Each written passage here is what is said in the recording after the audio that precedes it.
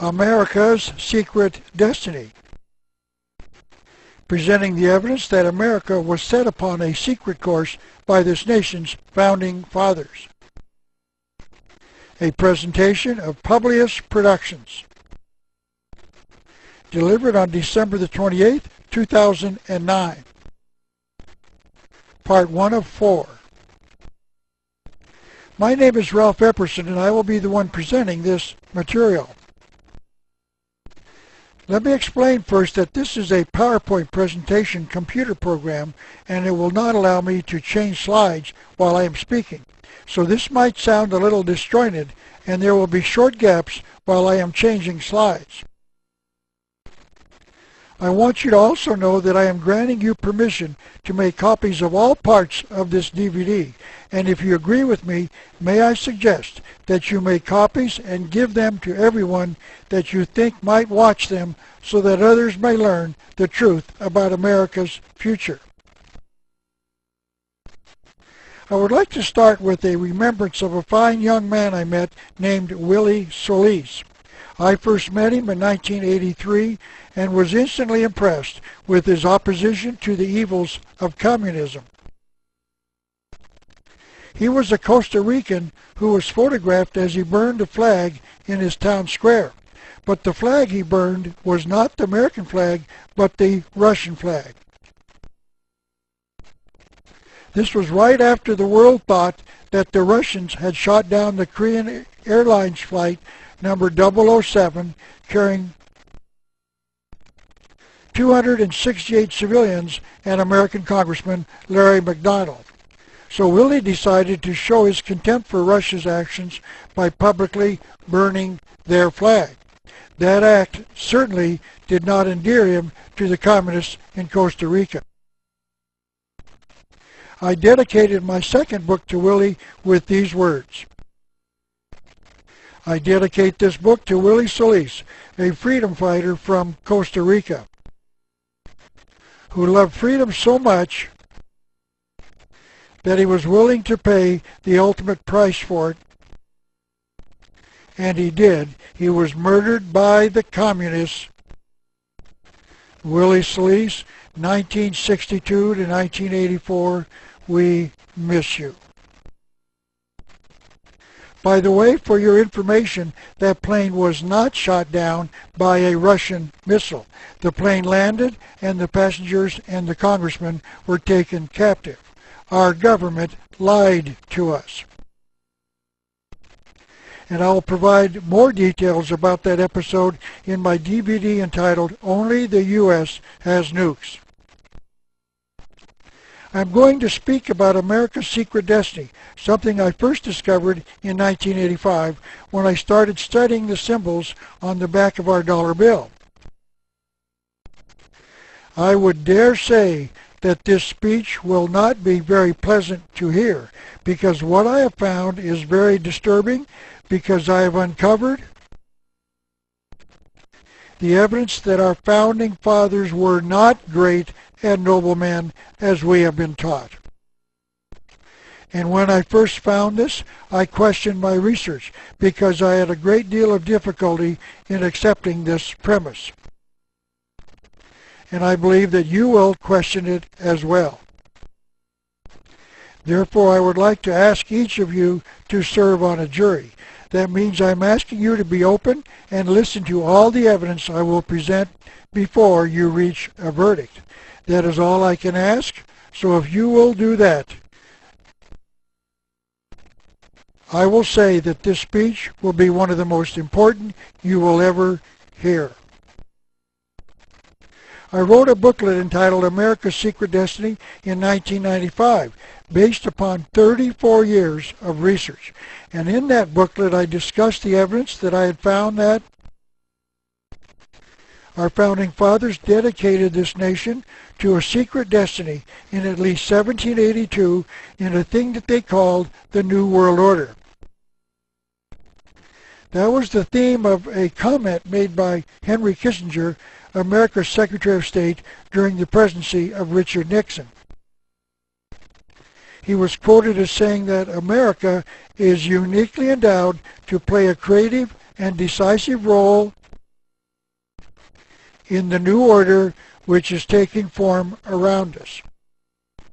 So Mr. Kissinger was saying that America would lead the world into this thing called the New World Order, and he said this in 1975.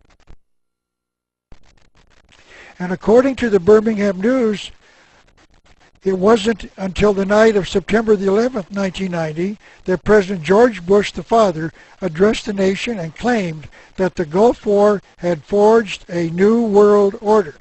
He said something to the effect that the Persian Gulf crisis would lead to a new world order, but he failed to explain what he meant by those words.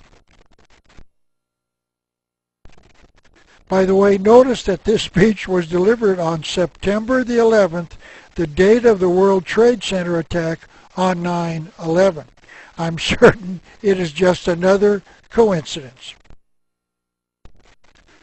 All of the signs that I was reading during those years indicated that the New World Order desired by this nation's founding fathers and President George Bush was scheduled to start on January the 1st, 2000. But this obviously did not occur. However, that does not mean that my research was incorrect. It means that another date has been selected and that this date has truly been kept secret from legitimate researchers such as myself. It is possible that the publishing of this booklet back in 1995 and others of my books and videos convinced the conspirators to spend their target date, because the New World Order did not start on January the 1st, 2000. And even today, in 2009, I do not know why they did not do what they had promised. I started exposing the New World Order in 1985 when I toured America on a 91-city, 31-state speaking tour with my first book, entitled The Unseen Hand. The title of my speech was Secret Societies and the New World Order. Notice that this was in 1985, 5 years before George Bush mentioned the phrase in 1990. There is absolutely no way that I can prove that any of my work caused them to change their plans, but my critics cannot prove that it did not either. So you will have to decide for yourself. However, I do know that in the past, this conspiracy has altered their plans because they had been made public by some legitimate historians who found them. Let me impress upon you that these people are committed to achieving their goal, and the New World Order will occur, but at a later date. And let me add that I believe that date is very near. I first started questioning the history I had been taught in school in 1962 after a friend of mine suggested that I start reading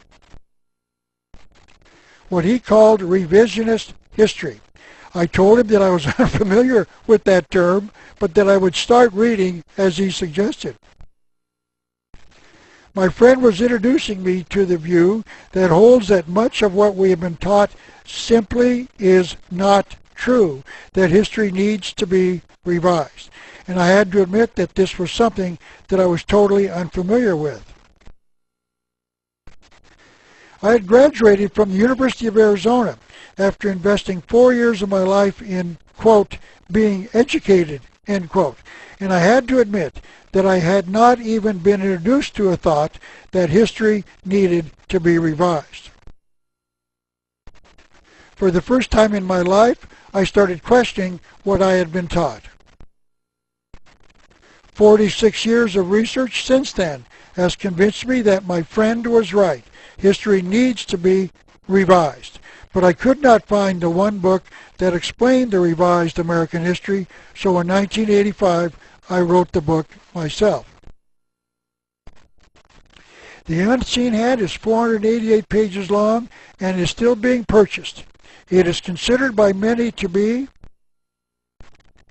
the finest examination of the conspiratorial view of history ever written, and has been praised by PhDs and high school students. May I suggest that you search The Unseen Hand at Amazon.com and read 46 4- and 5-star reviews out of a total of 50 of that book. And then you can decide for yourself whether you wish to read it. But not everyone agrees. A few years ago, I received a letter from the Food and Drug Administration that I had to put the following label on each copy of this book that I sold. And this is what the label has to say. Warning, may cause dizziness. Well, I believe those who like the book and not the Food and Drug Administration. So what you are about to hear will have to undo all of what you have been taught in the past about those who created this nation known as the United States of America. By the way, this is not a typographical error. The word United in the Declaration of Independence is not capitalized. It might be important now for you to know a little more about my background so that you can know why I believe we have been deceived. I have been a student of history for 46 years, and my research has shown me that there is a massive conspiracy at work in this world. And to show you how they have managed our past, I would like first to let you know a little more about my book called The Unseen Hand, an Introduction to the Conspiratorial View of History. This book examines the evidence that the major events of the past, the wars, revolutions, and depressions, have been caused intentionally years in advance by an evil conspiracy. I call this view the conspiratorial view of history, and it is definitely not the view held by the majority of the historians today. The more traditional view of history is called the accidental view, and this view holds that the major events of the past have occurred by accident. No one really knows why these events happen, they just do. It might be appropriate at this time to define the word conspiracy. It is defined as two or more people meeting in secret with an evil purpose. And to show you that this conspiracy is real, I would like to discuss the testimony of a former president of the United States, Bill Clinton. I want you to know that this president told us on a live national broadcast in 1992 that there was a conspiracy and that he had been elected president because he was a supporter of it. And to start the discussion, I would like to show you a book that the former President, Vice President Al Gore wrote in 1992, entitled Putting People First. And on page 217 of this book, Bill Clinton provided us with the transcript of his acceptance speech he delivered on July the 16th, 1992, when he accepted the nomination of his party as President of the United States. And on page 231, this is what he said. As a teenager, I heard John Kennedy's summons to citizenship. And then, as a student at Georgetown University, I heard that call clarified by a professor I had named Carol Quigley. We have to go back now a few years to the summer of 1963 when Bill Clinton was selected to participate in a thing called Boys Nation, held each year in Washington, D.C. to expose the next year's senior students to life in the political arena. This is a picture of young Bill Clinton shaking the hand of President John Kennedy in the Rose Garden of the White House. This picture had to be taken during the summer of 1963 because, as you know, President Kennedy was assassinated in November of that year. As you know, Bill Clinton was elected President of the United States in 1992. And to acknowledge the defeat of George Bush, Time magazine named Bill Clinton Man of the Year in January of 1993. By the way, please notice what Time did when they placed Bill Clinton's picture in front of the letter M in the word Time. They strategically placed his head in such a way as to show the two lines of the letter M as being horns on top of his head. Were they trying to tell us something? But in truth, Time magazine should have named these two men as Men of the Year, President John Kennedy and Professor Carroll Quigley, the two men who made Bill Clinton President of the United States. Just so you know, I would like to apologize to Time magazine. I took one of their covers and cut out its picture and made this cover myself. I don't want to get sued for claiming they made a cover when they didn't. Let me now discuss how these two men made Bill Clinton President of the United States. According to the October 19, 1992 U.S. News and World Report, Bill Clinton graduated from Hot Springs High School in 1964.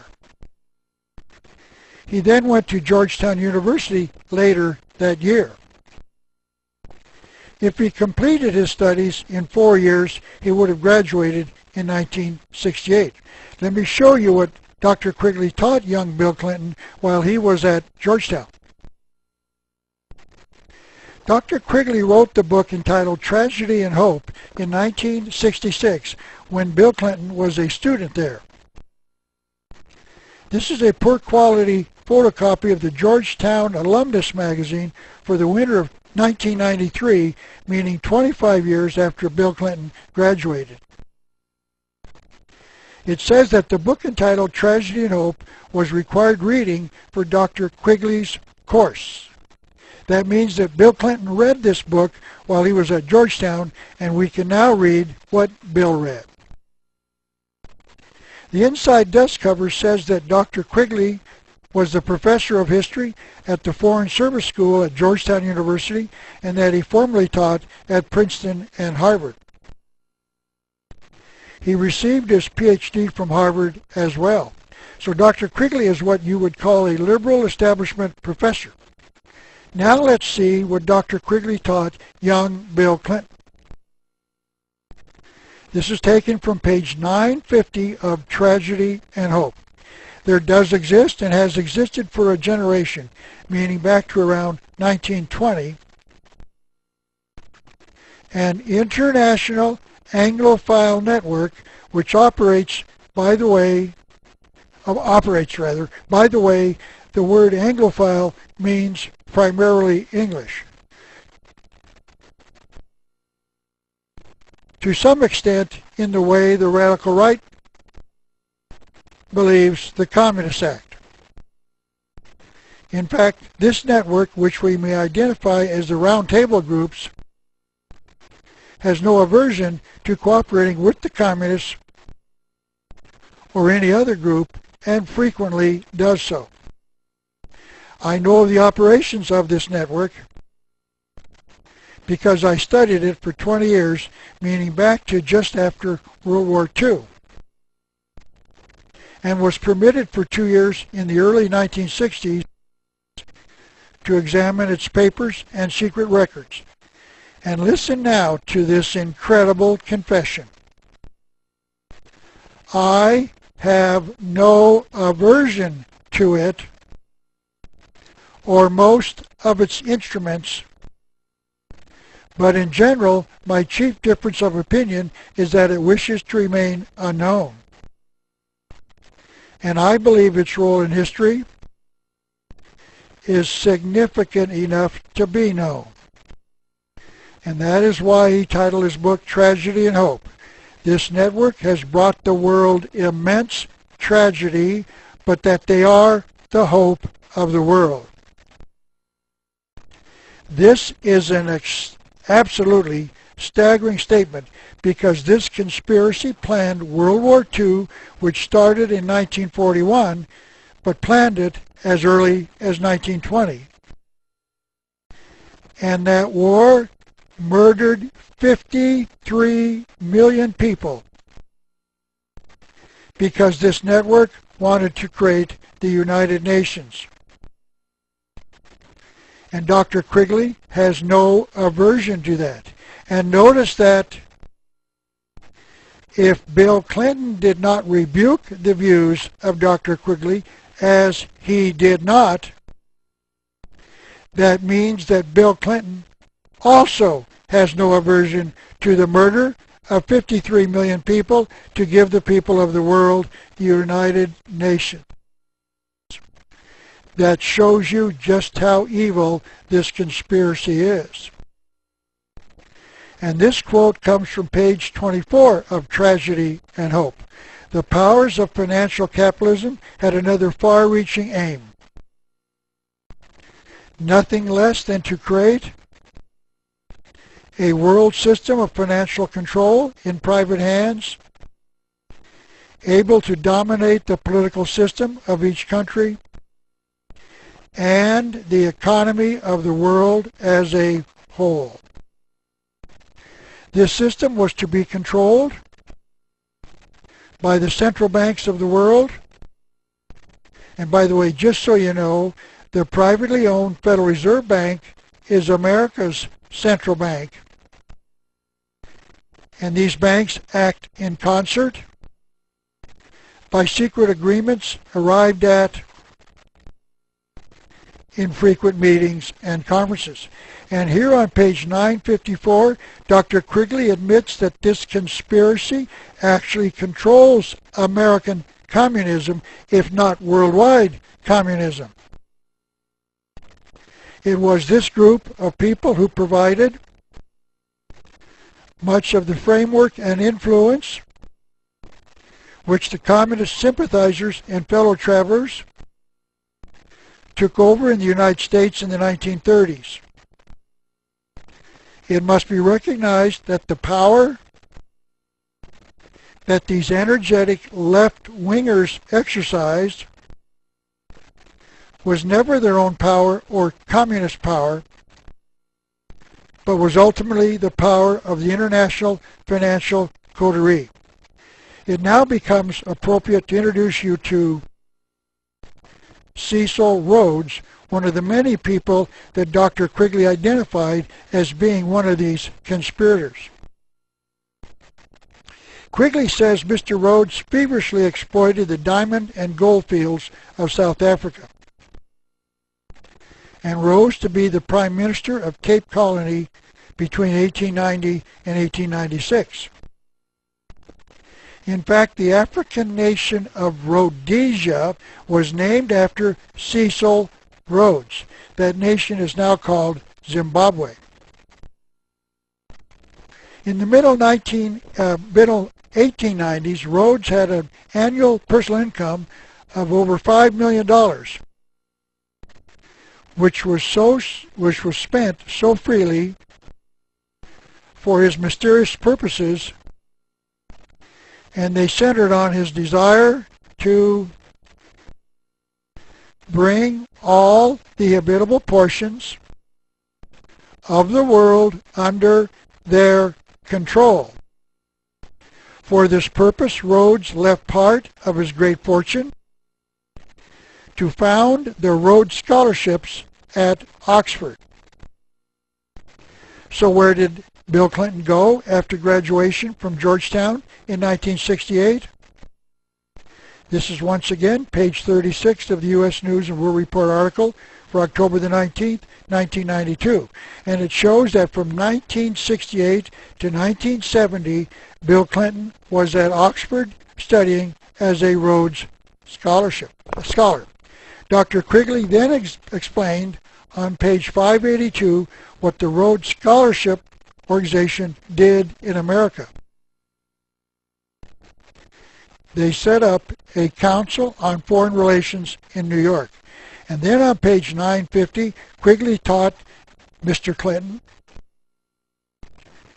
The American branch of this organization, meaning the Council on Foreign Relations, has played a very significant role in the history of the United States. So in 1988, several years after he returned to America, Bill Clinton joined the Council on Foreign Relations. And then in 1992, the Council on Foreign Relations delivered the election to President Bill Clinton. And the last quote I would like to bring to your attention is this one found on page 73 of Tragedy and Hope. Dr. Quigley wrote, "The business interests expected to control both political parties equally. Indeed, some of them intended to contribute to both and allow an alternation of the two parties in public office."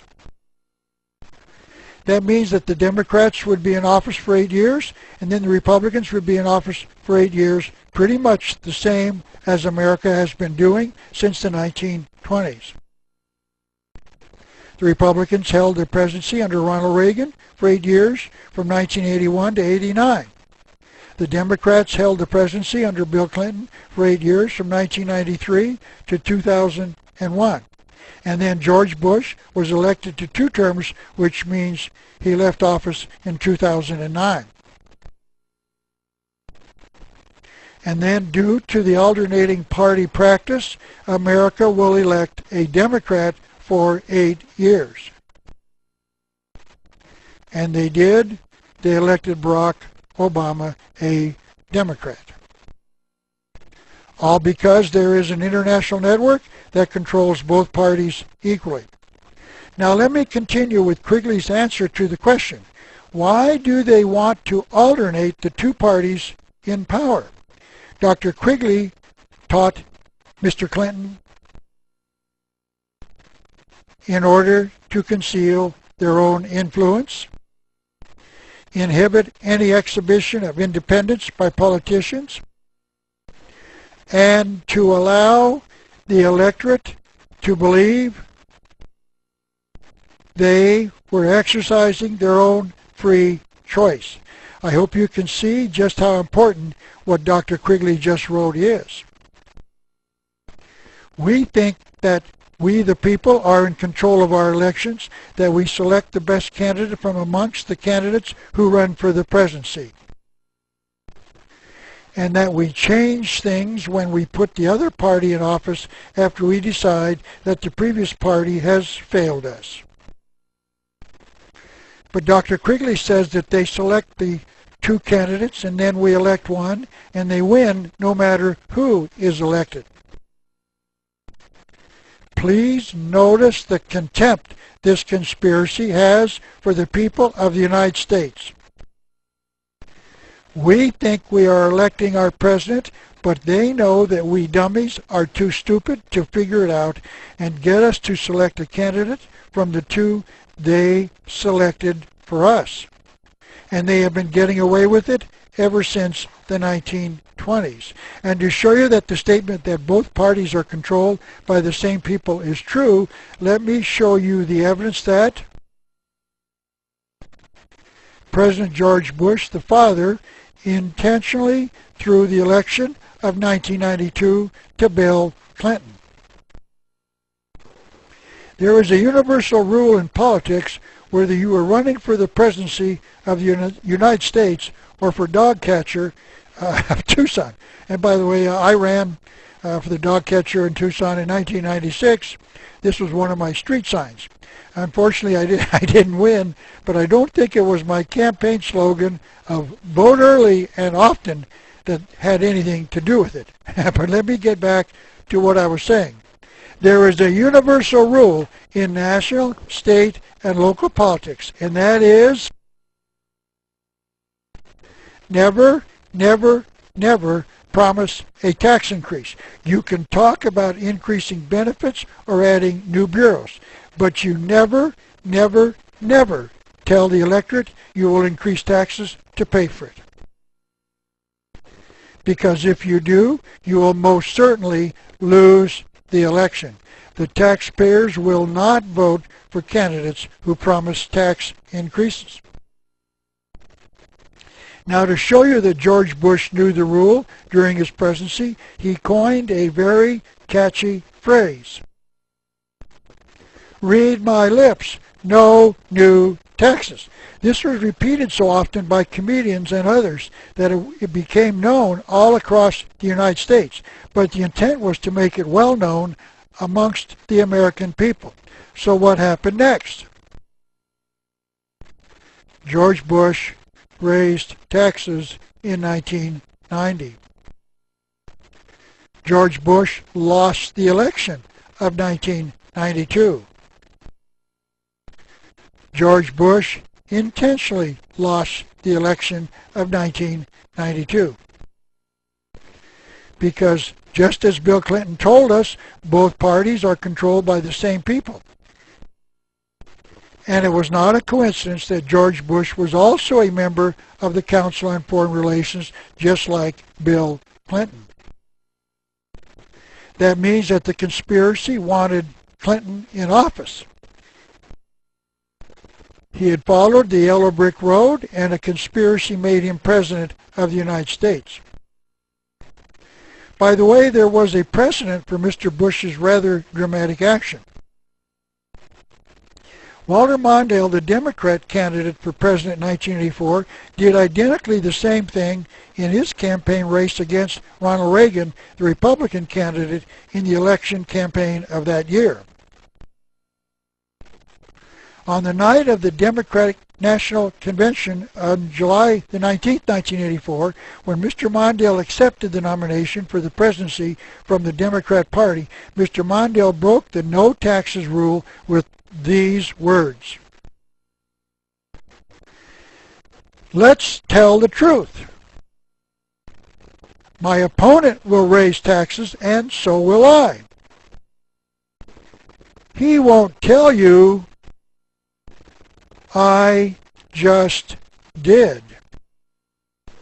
And to show you that the cartoonist had a field day with Mr. Mondale's statement, this cartoon appeared in U.S. News and World Report.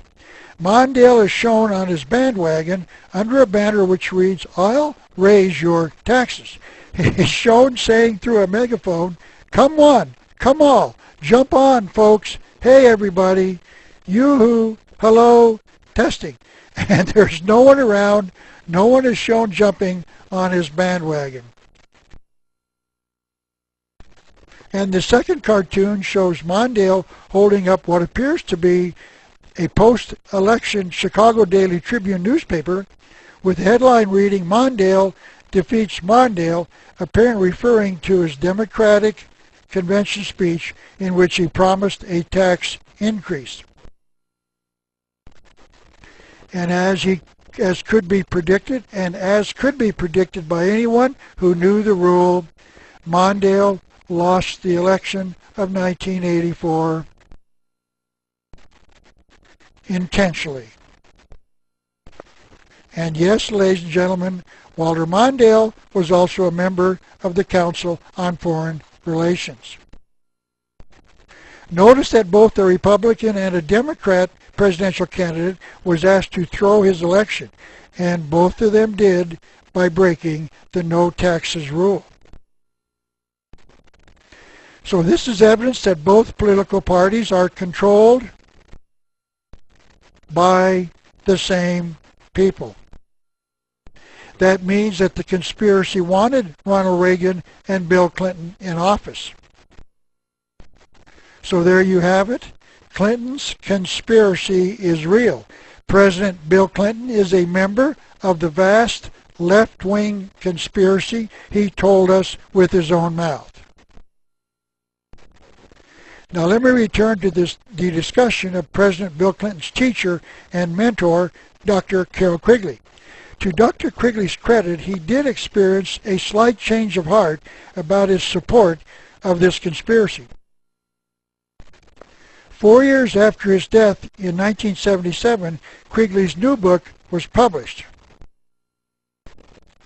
It was entitled The Anglo-American Establishment.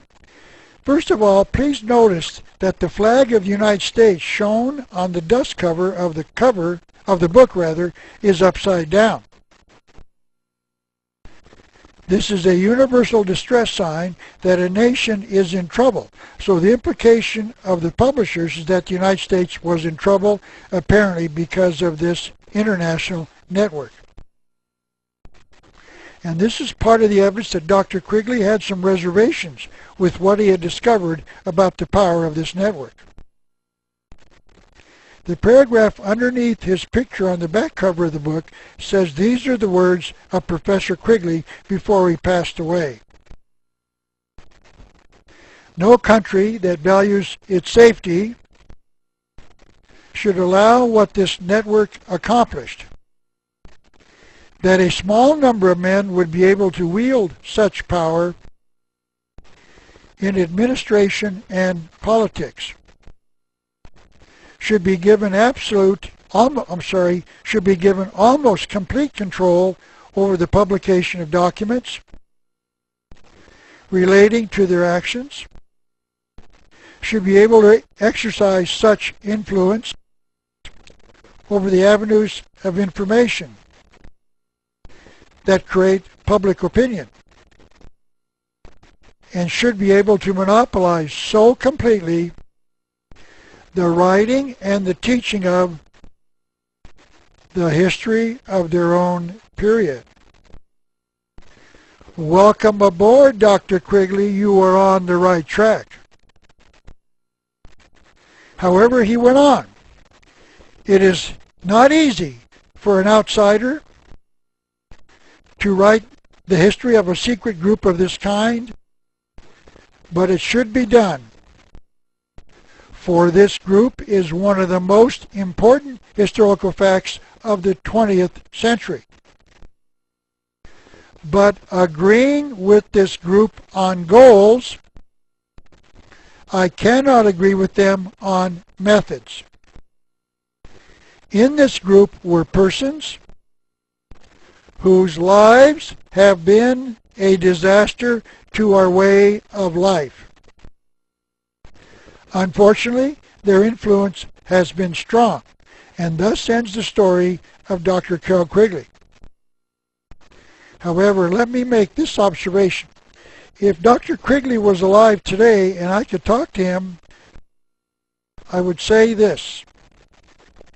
If only you had said this before this international network you so strongly supported and had no aversion to murdered 53 million people in World War II, they might still be alive today. But I must be fair to Dr. Quigley.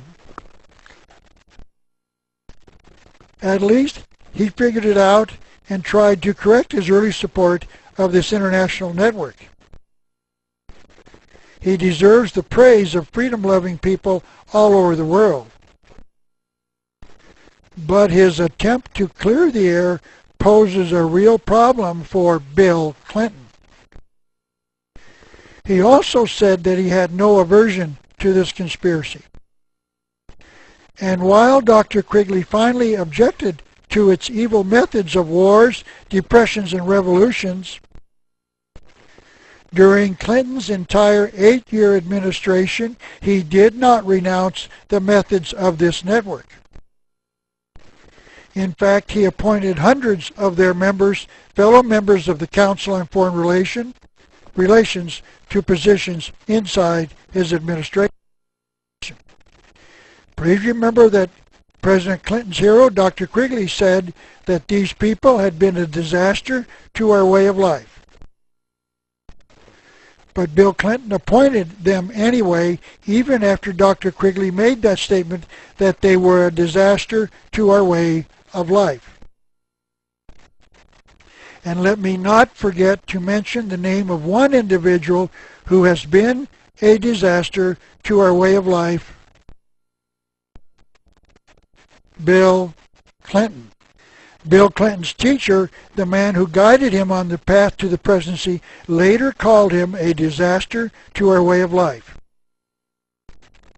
You will recall that Dr. Quigley wrote The Anglo-American Establishment in 1981, and Bill Clinton did not become president until 1993, 12 years later.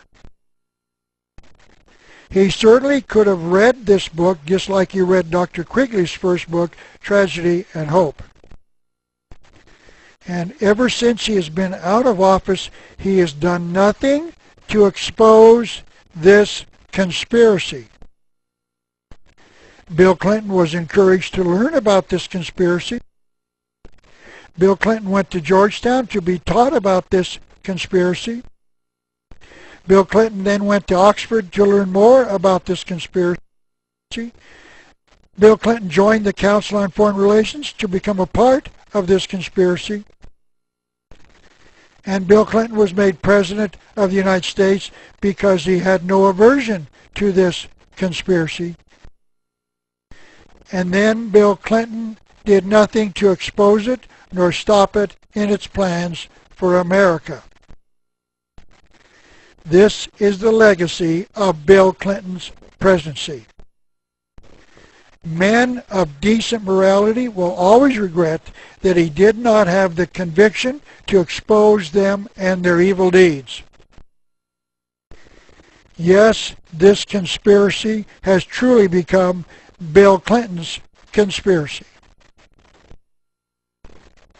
This will not be an easy speech to deliver because I too believed the lie.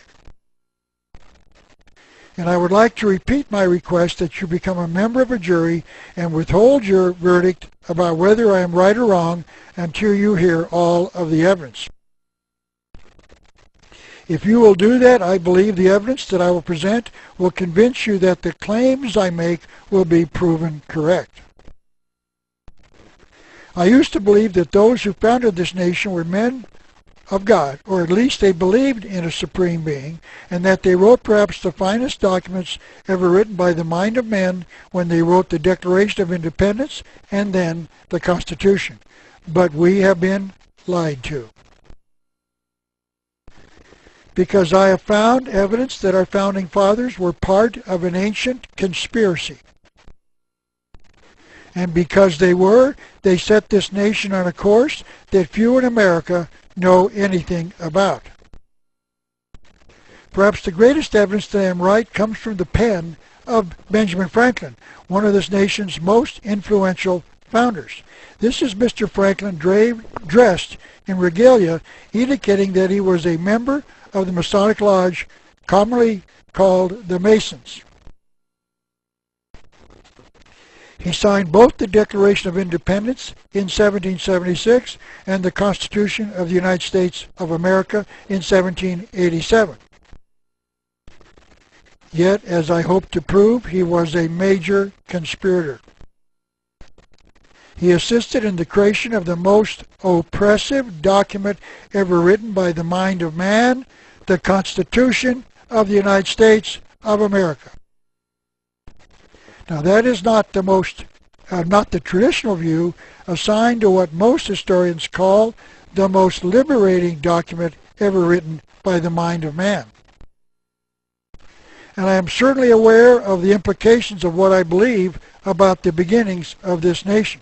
What you are about to hear is perhaps the most revolutionary work ever written on the founding of this nation and the writing of both the Declaration and the Constitution.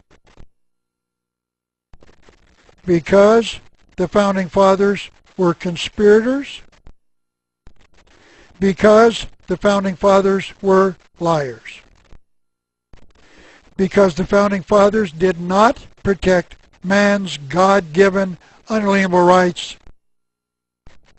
they took them all away. As was previously mentioned, perhaps the best example of how they accomplished this was written by Mr. Franklin himself. When he wrote his autobiography, Mr. Franklin came as close to admitting the guilt of this nation's founding fathers as it is possible to do so without directly admitting it. This is what he wrote on page 110 of his book entitled Benjamin Franklin, His Autobiography, published by P.F. Collier & Son as one of the Harvard Classics. Franklin tells us how he and some of his fellow legislators in the government tricked their fellow legislators. He and some of his fellow legislators wanted to purchase some gunpowder, but they knew the Quaker legislators in Pennsylvania would not approve the purchase of such an article of war. So they voted an act for 3,000 pounds for the purchasing of bread, flour, wheat, and other grain. After the legislation was approved, they bought gunpowder with the 3,000 pounds, and some of their fellow legislators objected, claiming that they did not authorize that. But Mr. Franklin told them that gunpowder was indeed another grain, and indeed gunpowder is a grain. They had just invented a way to conceal their trickery by hoping that the legislature would think that the phrase other grain was another ingredient of bread. And then he provided his readers with another example of their trickery and deceit. They wanted to purchase a great gun, presumably a huge cannon. They wrote up legislation to buy a, quote, fire engine, end quote, and the legislators voted for the fire engine. And Franklin bought his great gun. As Franklin pointed out, surely a great gun is a fire engine. Our founding fathers did not lie to us, they simply used words to deceive. I wrote my second book entitled The New World Order in 1990 as an attempt to identify the true motive of the conspiracy that I had uncovered in the writing of my first book. And to start the explanation of what that motive is, I must start by stating there is something coming. This thing coming is not very pleasant. And it is called the New World Order. And lastly, this information that I will be covering today will offend some of you. I am sorry for that, but I must tell the truth as I find it. I am hopeful that those offended by what I say will confirm that I am right by their own research and then take some corrective action. Our founding fathers committed this nation to the New World Order in at least the year 1782. They believed that their mission was a noble one, but they knew they had to conceal that future from the American people. So they used words to deceive, just as Mr. Franklin admitted in his autobiography. They certainly knew that their ultimate desire, the New World Order, would be very unpleasant to the American people if they knew about the system they were going to give them, and that the people would not allow them to change it. And to show you an example that will show you how they deceive us, let me show you a drawing that appeared in a book entitled A Bridge to Light by 33rd degree Mason Rex Hutchins. By the way, the 33rd degree of the Masons is the highest degree attainable, and it appears as if the 33rd degree of Freemasonry runs the Masons worldwide. And this book was published by the Masons themselves, so it is official. This is the first page of this book, showing the reader that this book has been published by the Supreme Council of the 33rd degree of the Masonic Lodge. Mr. Hutchins reproduced this drawing, showing two men, one on top and the other reversed from it on the bottom, and he called it An Aged Man and His Reflection. The word reflection is defined as a mirror image, but upside down. That means that both of these drawings should be the same, except one is reversed. So now let's look at this drawing again. Notice that the two drawings are not of the same man. All of the items on the top drawing change in the drawing of the bottom figure. For instance, the man's black shirt changes to white in the bottom drawing, the banner around his neck changes from white to black, and the words are different. So Mr. Hutchins is wrong when he says that it is a drawing of an aged man and his reflection, because many of the things in the top drawing change in the bottom drawing. If the drawing were that of a man and his reflection, the bottom figure would be a mirror image of the drawing of the top. This is that drawing on the top, and notice that the aged man has been drawn wearing what appears to be a crown with a cross on top. I believe that the crown represents government and the cross represents Christianity, the teaching on how to form that government. So this drawing represents the merger of government and religion, meaning government based upon the morality taught by Christianity, symbolized by the cross. Now let's look at, quote, the man's reflection, end quote. Now this doesn't look like a man to me, it looks like a demon. And notice that the demon is still wearing a crown, but the cross has been removed. That means that the man represents a government without the teachings of Christianity.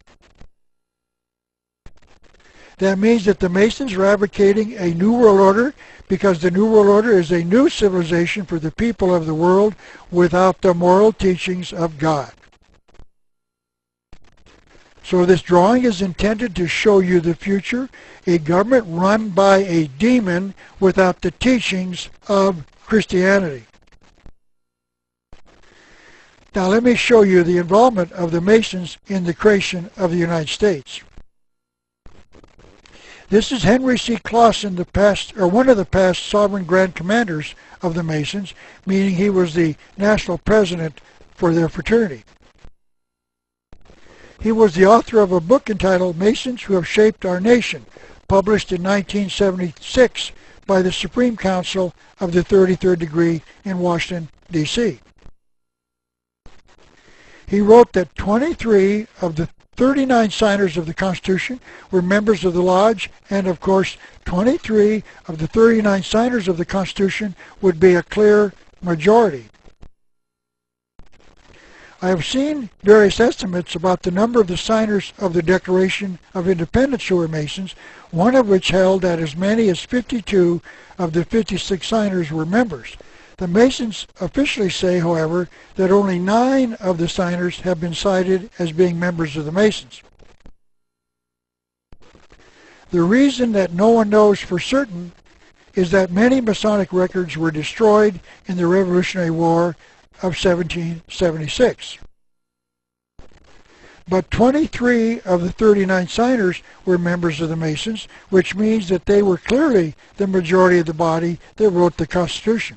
So whatever they wanted, they had the authority to obtain.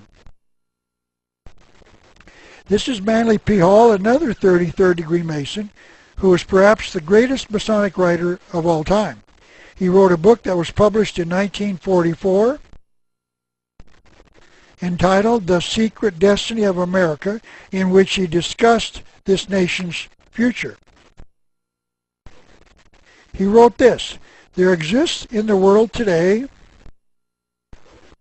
and has existed for thousands of years, a body of enlightened humans united in what might be termed an order of the quest. It is composed of those whose intellectual and spiritual perceptions have revealed to them that civilization, by the way, notice not just the United States but worldwide civilization has a secret destiny. Secret, I say, because this high purpose is not realized by the many. He also discussed the order of the quest in another of his books entitled The Secret Teachings of All Ages. Not only were many of the founders of the United States Masons, but they received aid from a secret body in Europe. Mr. Hall does not say who the secret body in Europe was, but it appears to have been the Illuminati formed in 1776 in Bavaria, now part of Germany, about the same time that the founders of this nation were creating the United States. He continued, which helped them to establish this country for a particular purpose known only to the initiated few. So America had a particular purpose, a secret destiny, known only to the Illuminati, the Masons, and the Order of the Quest. Mr. Hall further told us who at least some of the group known as the Order of the, or at least one of the group known as the Order of the Quest was. He wrote this on page 134 of his book entitled The Secret Destiny of America. Benjamin Franklin spoke for the Order of the Quest, and most of the men who worked with him were also members. So the Order of the Quest, the Illuminati, and the Masons created this nation with a secret destiny not to be known to the average American. And then Mr. Hall tells his readers where the evidence of this conspiracy can be found. These are the two sides of the Great Seal of the United States, and both have been reprinted on the back of every American dollar bill. Nearly all governments' seals have only one side. If the American seal has two, one side has no direct purpose. So it must have a hidden purpose, and Mr. Hall tells us that it does on page 181 of his book entitled The Secret Destiny of America, and in additional writings of his. There is only one possible origin for these symbols, and that is the secret societies which came to this country 150 years before the American Revolution. The Revolutionary War started in 1776, so 150 years prior to that year would be 1626, about the time the Pilgrims and the Puritans came to America. So Mr. Hall is saying that at about the same time the first settlers were coming to America, another group came who intended to set this nation up with a secret purpose in mind. He continued, the Great Seal was directly inspired by the Order of the Quest, and it set forth the purpose for this nation. And he added these comments in another part of the book. If the design on the eagle side is stamped with the signature of the Order of the Quest, the design on the pyramid side is even more definitely related to the old mysteries. What he was saying was that these symbols on our dollar bill are related to the ancient mystery worship of what he just called the ancient mystery religion. This is the reverse side of the Great Seal again. Notice that the eye is above the pyramid and not on it. In other words, the work of creating the New World Order is not done as yet. The Great Seal was created in 1782 and will not be completed until the eye finally seats itself upon the top of the pyramid. And there will be no world order, there will be no New World Order until the eye symbolically lands on top of the pyramid. And 46 years of research indicated that that date of that event was known to our founding fathers as January the 1st, 2000 AD. And as I said at the beginning, I cannot explain why it did not happen, and these conspirators had planned it for over 6,000 years. I believe that that means that those who designed the Great Seal in 1782 knew what they were doing.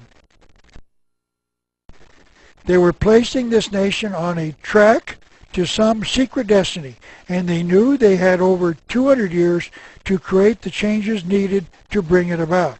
They knew what that the American people would never approve of their secret destiny, and that was why they kept it secret and concealed it in symbols in the Great Seal of the United States. These men had an evil purpose. They made their plans in secret, and there were two or more involved. Those are the requirements of the definition of a conspiracy. But the question to be answered is why the American people do not understand what all of the symbols on the back of the dollar bill mean.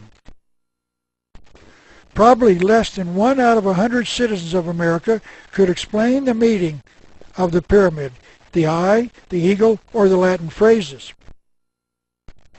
So all of these symbols are concealed because those who founded this nation were concealing a truth from the American people.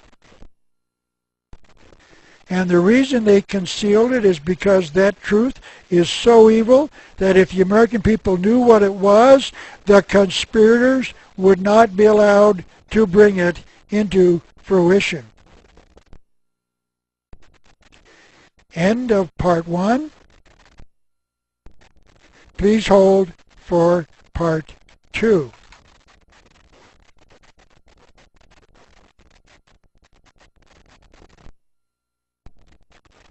Part 2 of 4. Now let me examine the symbols in the Great Seal of the United States. First then, it becomes important to define the Latin phrases shown on the reverse side. The phrase annuit coeptus means announcing. Coeptus means the conception of or the birth of. The second phrase is novus ordo seclorum, and it means novus, new, order, seclorum, secular, meaning world. So the phrase means the New World Order. So the Latin phrases on this side of the Great Seal are translated to mean announcing the birth of the New World Order. And this was incorporated in the Great Seal in 1782. The pyramid is another symbol, and it too has a hidden meaning. The student must question why the founding fathers in America even put a pyramid in the Great Seal at all, because there are no stone pyramids in the United States. Also notice that the American pyramid is smooth on all sides. This is a photograph of a pyramid in Latin America. Notice that it is stepped, meaning the line on each side is broken by steps constructed out of bricks or stone. But notice one thing. Twice each year, the sun rises in such a way as to shine only on the wall on one side of the stairway, revealing a snake of 6 segments, with the 7th being its head, coming down to earth from the top of the pyramid. And notice that the head of the snake has an open mouth, a symbol meaning the snake is speaking to the people, revealing a previously unknown truth to them. This is a book entitled Mysteries of the Mexican Pyramids, written by Peter Tompkins. And this is a close-up of the snake's head on the ground in front of another of the stone pyramids. Notice once again that its mouth is open. It would seem that the pyramid builders in Mexico believed that their god, the serpent, lived in the house on top of the pyramid and came to visit Earth twice a year to speak to them. Now these are the 3 most photographed pyramids in Egypt, and even though they appear to be stepped, they were constructed with smooth sides, and many of these smooth stones were removed during the early years for construction of the city of Cairo. You can still see some of the facing stones on the top of the pyramid in the center.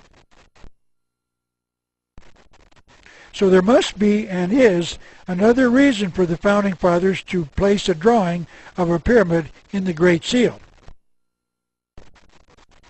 Manly P. Hall discussed the pyramid in the Great Seal as being a model of the Great Pyramid of Giza near Cairo, Egypt. He wrote this on page 178 of his book entitled The Secret Destiny of America. Here, on the reverse side, is represented the Great Pyramid of Giza. This is perhaps the one that is featured the most of all of the pyramids in Egypt. It is the one with the secret passageways inside that lead to what Egyptologists call the King's Chamber, the Queen's Chamber, and a room beneath the ground level underneath the pyramid called the subterranean chamber or room. It is commonly believed that the pyramid was built as a tomb for the pharaoh Khufu and his wife, but Mr. Hall believes that this belief is not correct. He wrote in the Secret Teachings of All Ages, the theory advanced by Herodotus, the father of history, and was born in approximately 485 BC and died in approximately 425 BC, and now generally accepted that the pyramid was the tomb of the pharaoh, cannot be substantiated. He then wrote about why he believed the pyramid was constructed. Hall wrote, the pyramid and the all-seeing eye represent the universal house. Notice that he said the pyramid was a house, meaning it is a place for a god to reside. Continuing, he went on, surmounted by the radiant emblem of the great architect of the universe, meaning the eye inside the triangle. So Mr. Hall is informing his readers that the pyramid was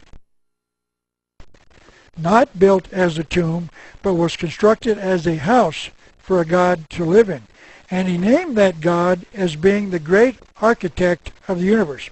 I will discuss the identity of that god a little later.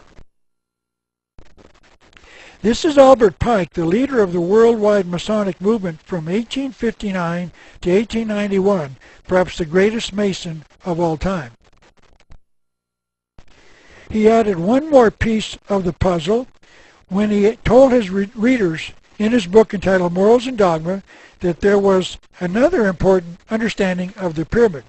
This book was published in 1871 by the Masons and is probably the most important book they've ever published. He wrote this on page 460 of that book. The pyramid was erected in honor of the sun. So Mr. Pike was stating that the pyramid had some connection with a worship of the sun as a god. And Mr. Hall added another ingredient to the puzzle. He said the pyramid was used to initiate men into a worship of this hidden sun god. He wrote this. The initiation took place in one of the subterranean halls of the Great Pyramid of Egypt. Through the majestic passageways and chambers of the Great Pyramid, past the illumined of antiquity, meaning those illuminated by the initiation. They entered its portals as men. They came forth as gods. Now, I would like to suspend the discussion of the Great Seal of the United States for a related subject, one that I believe I was the first historian to publish on. This discussion is extremely relevant to the general subject of America's secret destiny, as I am hoping you will see. I want to briefly show you some evidence that these initiates are all over the world, and that one of the ways you can identify an initiate is by a sign called the lion's paw, which is a sign indicating that the person giving the sign has been born again to the ancient mystery religion. And not just to the ancient mystery religion, but to the God of the ancient mystery religion, Lucifer, also called Satan, the devil. This is an Egyptian hieroglyph of a pharaoh being prepared for eternal life on a table representing a lion. You will see the lion's head on the left of the table and the tail on the right. The lion is an Egyptian symbol of eternal life. Here is another Egyptian drawing showing someone in the lion's head kneeling by the corpse of someone. I presume the X on his chest means the individual is dead. Notice again that the lion is holding an ankh, a symbol of eternal life. This is the drawing that Mr. Hall said showed a, quote, lion's paw in the Pyramid Mysteries. This drawing was put into his book entitled The Lost Keys of Freemasonry. It shows the man being raised by the lion's paw. This drawing shows that in his case, the man, not the lion, is the ankh. In his case, he's got it in his hand rather, meaning that he's being raised up into eternal life through the lion's paw. In other words, of the Masons, they say that the ceremony raises up the initiate to the ancient mystery religion, meaning he has, quote, been born again, end quote, to the God of the ancient mystery religion. Let me say this now, and as I will continue to prove, that the God of the ancient mystery religion is Lucifer, also called Satan, the devil. As you know, the Christians say that after the Christian is baptized, he is said to be born again to the God of the Bible. And here the Masons are saying that the initiate is said to be born again to the God of the ancient mystery religion. So may I recommend that whenever you hear someone say they are born again, ask them to whom they are born again to. As we just saw, it is possible to be born again to Lucifer or to be born again to Jesus. This is the statue of Khufu, also called Cheops, the Greek name for Khufu, the builder of the Great Pyramid. This is the earliest use of the symbol that I found. Notice the position of Khufu's right hand. That sign is called the lion's paw. This is the statue of Khufu's high priest Kal. The article accompanying the photograph said that he served all three pharaohs who built pyramids on the Giza Plateau. This is a drawing of Napoleon. I have read where some historians think that he was a member of the Illuminati, but establishing that fact has been difficult. Notice here that he is shown concealing the lion's paw under his coat. We will see this particular form of the sign concealed inside his coat in the photographs of other Luciferians. This is Anton LaVey, a Satanist and the founder of the Church of Satan. This is Annie Besant, the only woman I found so far that is giving the same lion's paw. She was an admitted Luciferian. This is a photocopy of a page from Captain William Morgan's book on the rituals of the Masons. Here is a Mason on the right side of the page giving what they call the sign of a fellow craft, but it's actually the lion's paw. This is the photograph of Lieutenant Elisha Hunt Rhodes, a Mason during the Civil War. I found his picture in a book about Freemasonry at Gettysburg. Notice that he is also giving the sign underneath his coat, just like Napoleon was. This is a photograph of Karl Marx, the so-called father of communism. Marx became a Satanist while at college, and he was a member of the Illuminati. This is Nikolai Lenin, the brutal Russian communist dictator who started the Communist Revolution in Russia in 1917. This is a statue of Joseph Stalin, the brutal dictator of Communist Russia. He's giving the sign halfway in and halfway out of his coat. And this is a photograph taken off of the internet of him giving the same sign. So the statue is based upon real life. Lenin and Stalin together murdered 40 million Russians in that communist revolution in the early 20th century. And they both were involved as having been born again to Lucifer, Satan, the devil. Isn't it an interesting coincidence that both these men were dedicated Luciferians? This is John Wilkes Booth, the assassin of President Abraham Lincoln. Booth was a Knights Templar Mason, which is a branch of the overall Masonic Lodge, and the sign he is giving, I believe, is the sign of the Knights of the Golden Circle, a 14,000 member secret society formed prior to the Civil War. In fact, this group was formed in 1837 in Europe, and they were the organization that planned the Civil War 24 years before it started. The sign is very the sign is very similar to the lion's paw, and the reason it might be is because there were members of the Knights who were also members of the Masons. This is a photograph of Jesse James, the famous outlaw, on the left, and his brother Frank James on the right. Notice that Frank is giving the lion's paw sign because he was a member of the Masons. The sign being given by Jesse is, I believe, the sign of the Knights of the Golden Circle because it is known that Jesse was a member.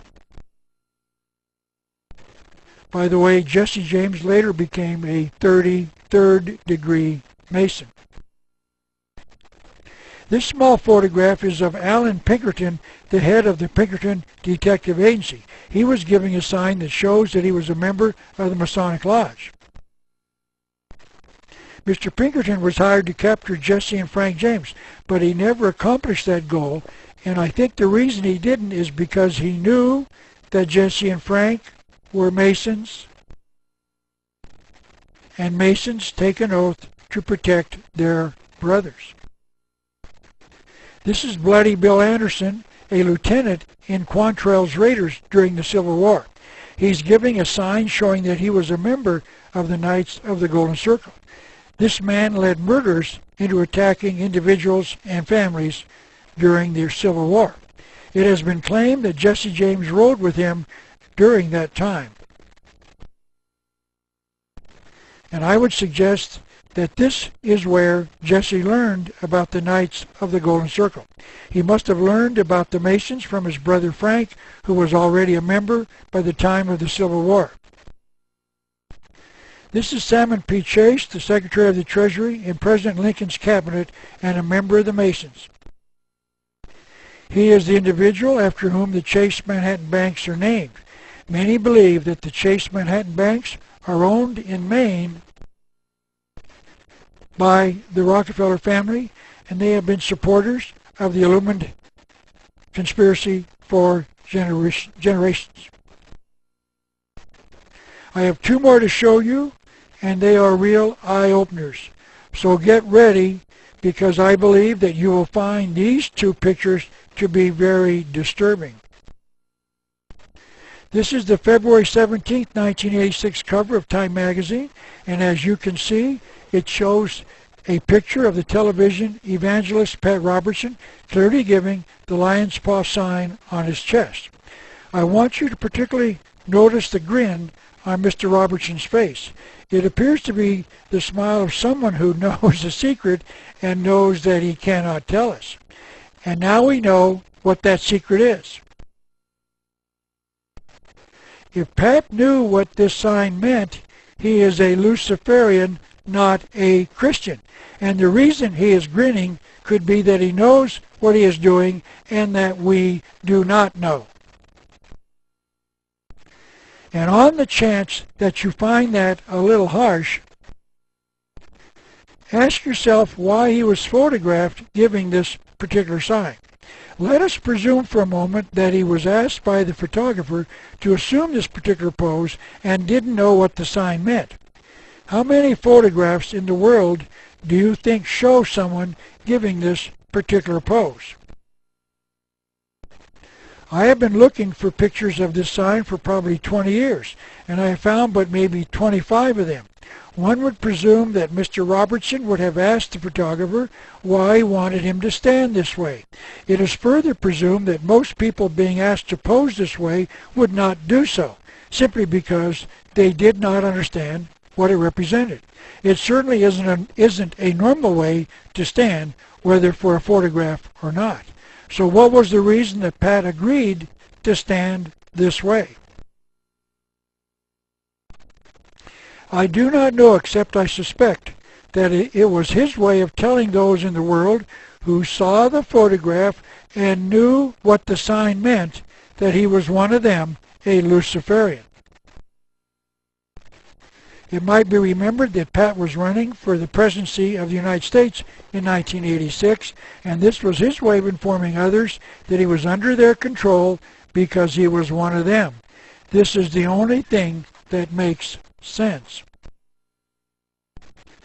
A Christian minister, Dr. David Weber, who ran the Southwest Radio Church, was a fellow member of a group of Christians who broadcast radio and television programs on America's airwaves. He reported on his radio program that he took this Time magazine cover of Pat giving the sign and asked him directly why he was photographed that way. And according to Dr. Weber, Pat responded, "I fell off my horse and injured my arm." If you believe that, I will sell you my shares in the Brooklyn Bridge. And the final photograph is not a photograph, but a portrait of President George Washington. I must admit that it is a portrait and not a photograph because there were no cameras when Washington lived, so no one can certify that he posed for this portrait. But that statement begs the question. Because this is an official portrait of Washington released by the George Washington Masonic National Memorial Association. This is their building in Washington, D.C. So even if Washington did not pose for this portrait, why would the Masons release it as an official portrait of him? The only explanation that makes sense is that the Masons are using the portrait to inform those who are born again to Lucifer that George Washington was as well. Now I'd like to get back to our study of America's secret destiny. The Masons, the Order of the Quest, and the Illuminati were directly involved in a belief in an ancient mystery religion. Albert Pike wrote on page 624 of his book entitled Morals and Dogma, Masonry is identical with the ancient mysteries, and that is true. The ancient mystery religion is 6,000 years old and is found on every continent, in every culture, and in every religion. So now back to the issue. 23 of the 39 signers of the Constitution were members of the Masonic Lodge, and many, according to Manly P. Hall, were members of the Order of the Quest. Ben Franklin, a Mason and involved in the Order of the Quest, admitted that they used words to deceive. The symbols of the Great Seal of the United States that they designed are concealing hidden truths from the American people, and these were the men who formed the government of the United States.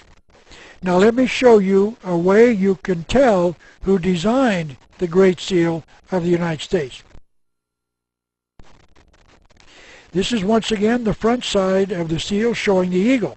Notice that above the head of the eagle is a 6-pointed star made out of 13 5-pointed stars. This is a close-up of that symbol. This 6-pointed star is, of course, the Star of David, a symbol of the Jewish faith, but it is also a Masonic symbol. But the Masons are not a Jewish organization. They are non-denominational in that they allow each member to believe in whatever God he chooses to believe in. And I shall discuss that a little later in this series. And here is some of the evidence that it is a Masonic symbol. This is a photograph of the Prince Hall Grand Lodge of Freemasons in Maryland. And this is a close-up of the building to the right. And you will see 4 of the 8 or 9 6-pointed stars on the top of the building. But the Masons use the symbol as a sign of the Masons, and in all of my research I have never seen an explanation as to why it is one of their symbols. So I can only give you my opinion. The reason seems to be that they do so because of the hidden number 13 in the star itself. This is a drawing of the 6-pointed star, and it has, of course, 6 outer points. And this six-pointed star illustrates the fact that there are a total of 7 shapes in the star, 6 triangles, and the 6-sided hexagon. Obviously, 6 plus 7 totals 13. I have drawn in the 6 lines to make up the 6-pointed star, and you will notice that it is made up of 2 triangles, one pointed down and one pointed up. Now we're going to transport these lines from the eagle side to the pyramid side of the Great Seal. And this is a slide showing you how it looks when you put the 6-pointed star down on the pyramid. Now notice that the triangle with the eye in it points to a blank space between the 2 words annuit and sceptus. But the other 5 points point to 5 letters. A at 10 o'clock, S at 2 o'clock, N at 8 o'clock, the second O in ordo at 6 o'clock, and M at 4 o'clock. These 6 letters, or 5 letters rather, are together A-S-N-O-M. There is a word in a dictionary that describes the scrambling of letters in a word to conceal the actual word. And that word is anagram. A-S-N-O-M is an anagram for M-A-S-O-N, the Masons. So it is clear, the Masons are the men who designed the Great Seal. The Masons hide things in plain sight.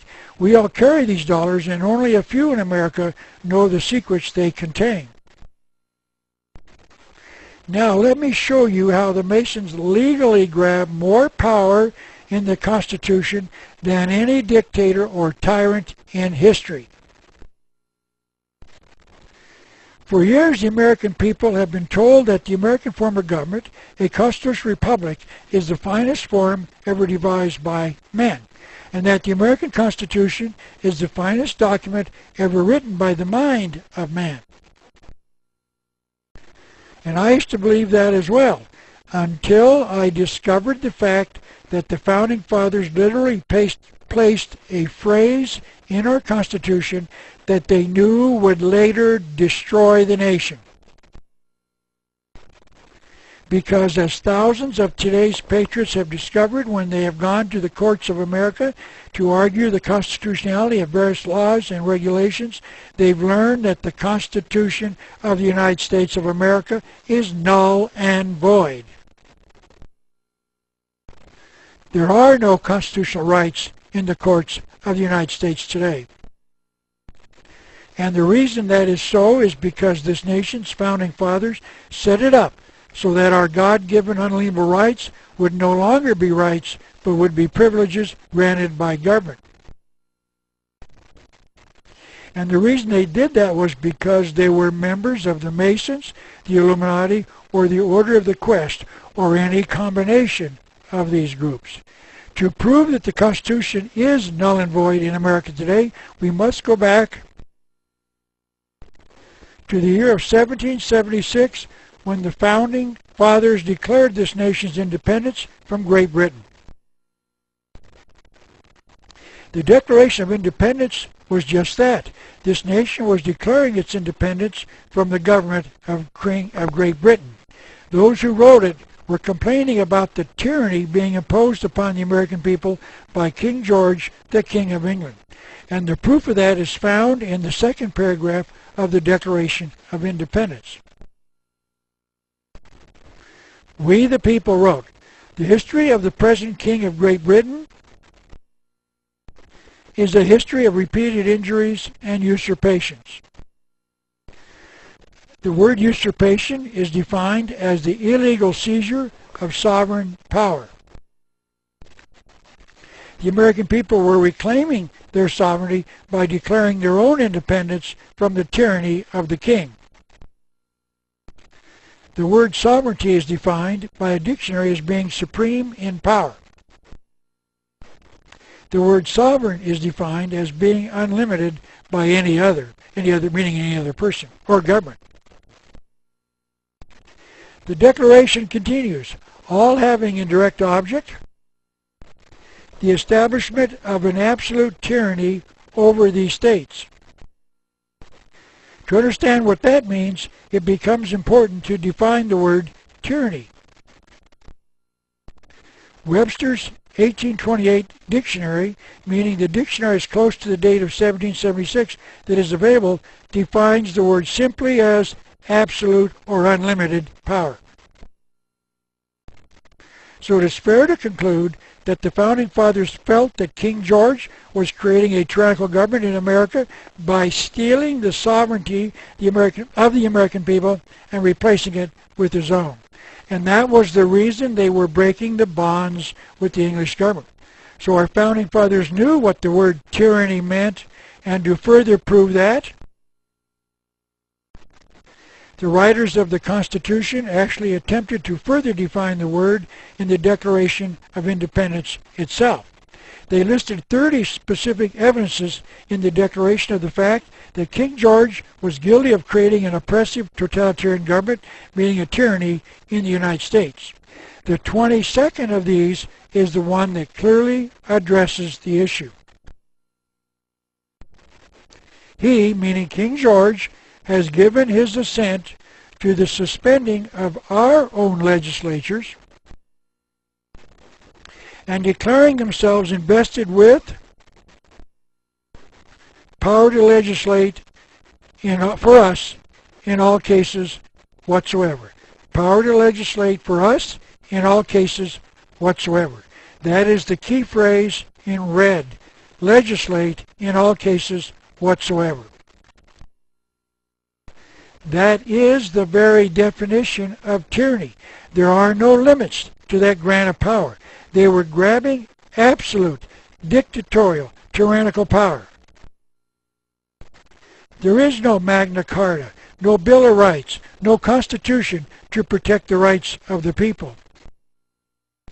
It is absolute power.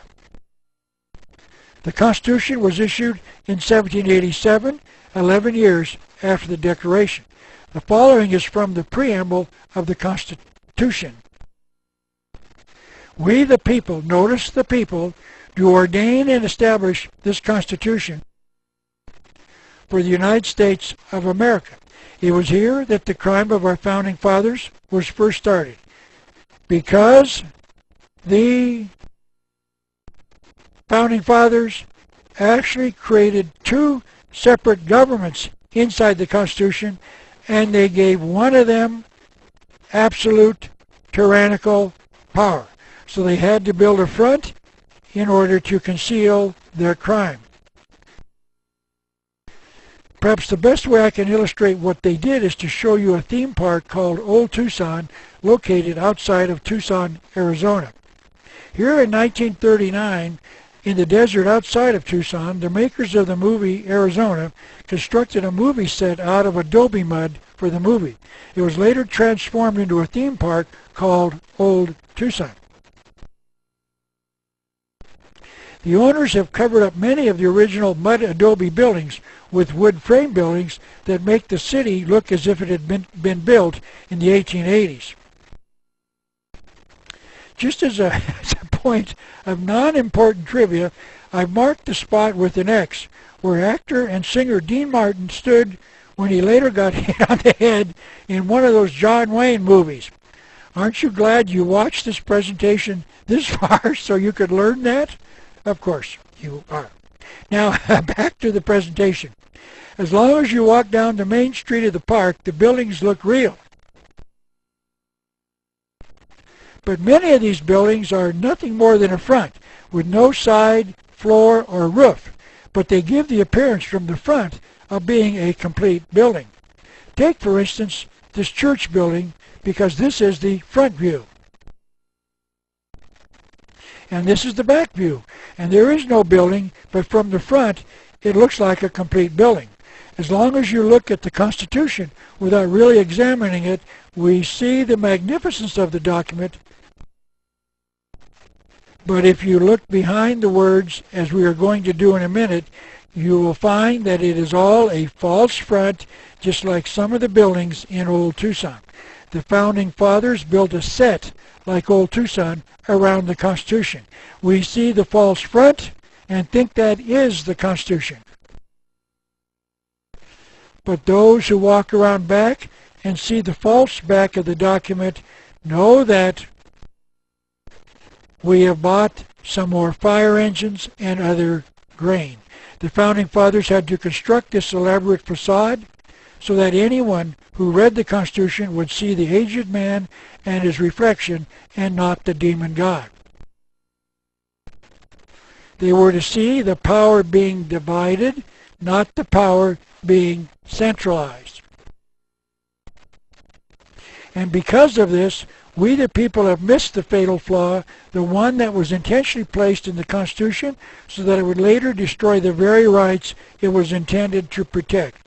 It is my opinion now that the Constitution is the most oppressive document ever written by the mind of man.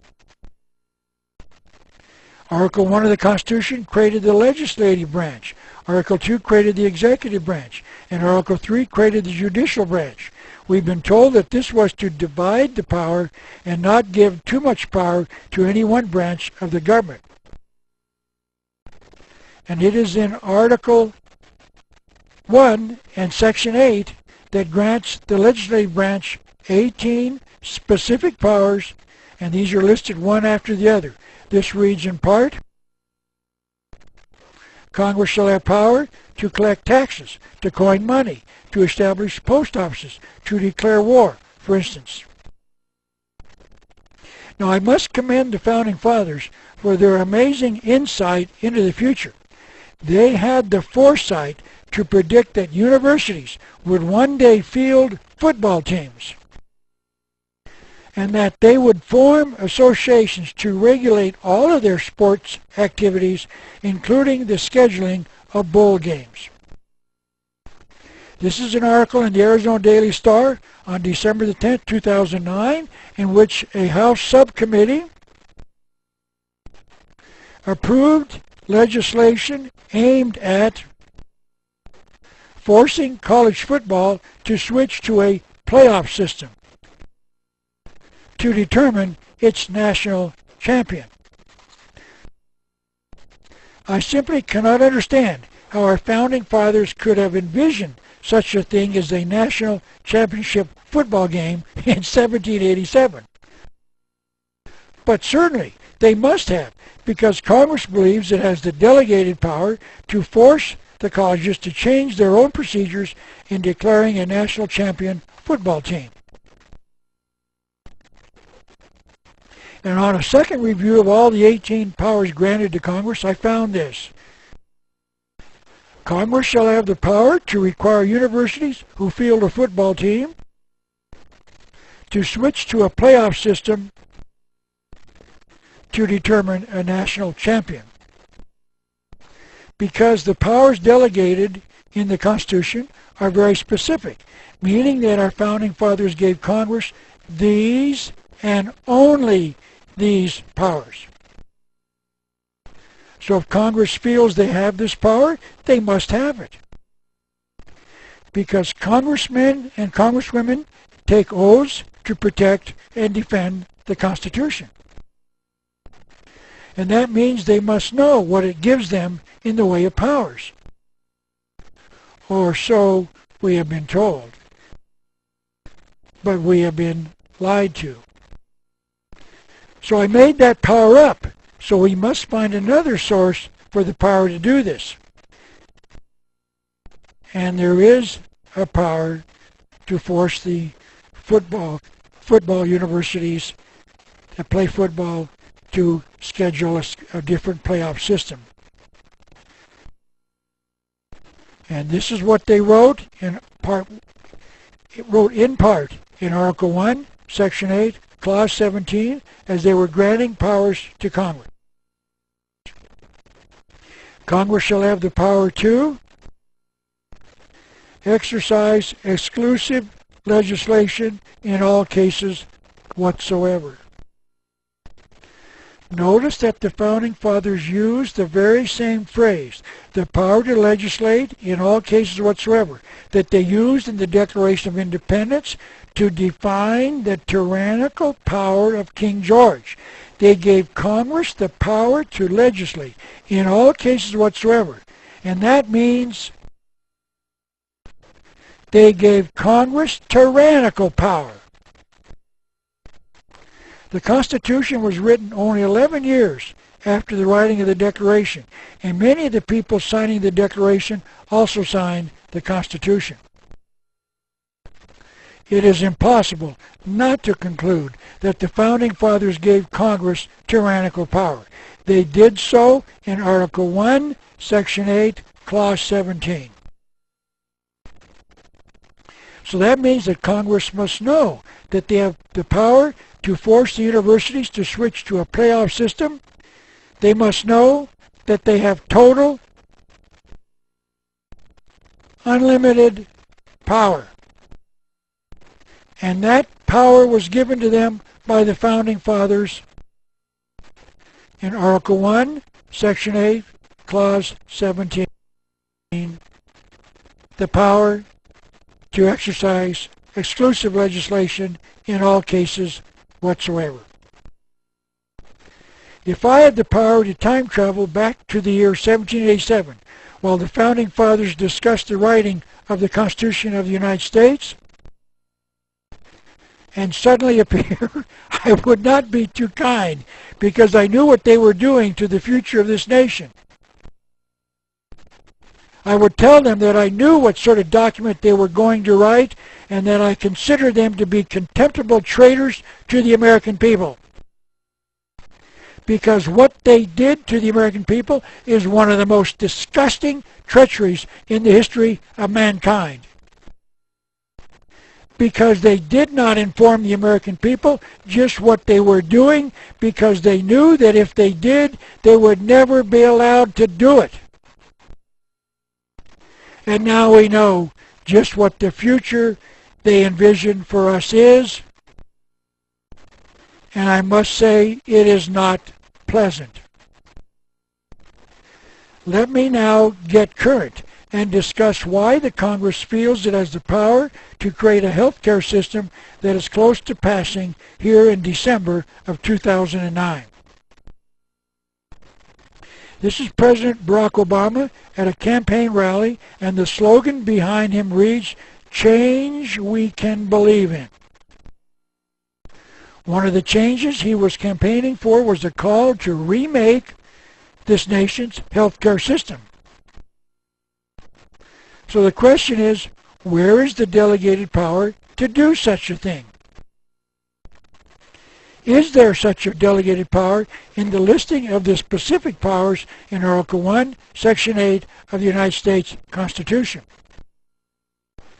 And any fair reading of those powers does not reveal any such delegated powers. But they do have this power. It is listed in Article 1, Section 8, Clause 17. Congress shall have the power to legislate in all cases whatsoever. Now, it is important to notice that the writers of the Constitution did restrict that tyrannical power to just one place, Washington, D.C.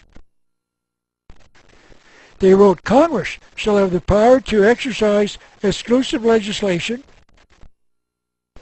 in all cases whatsoever over such district as may become the seat of the government of the United States, meaning Washington, D.C. So the original intent was to limit this tyrannical power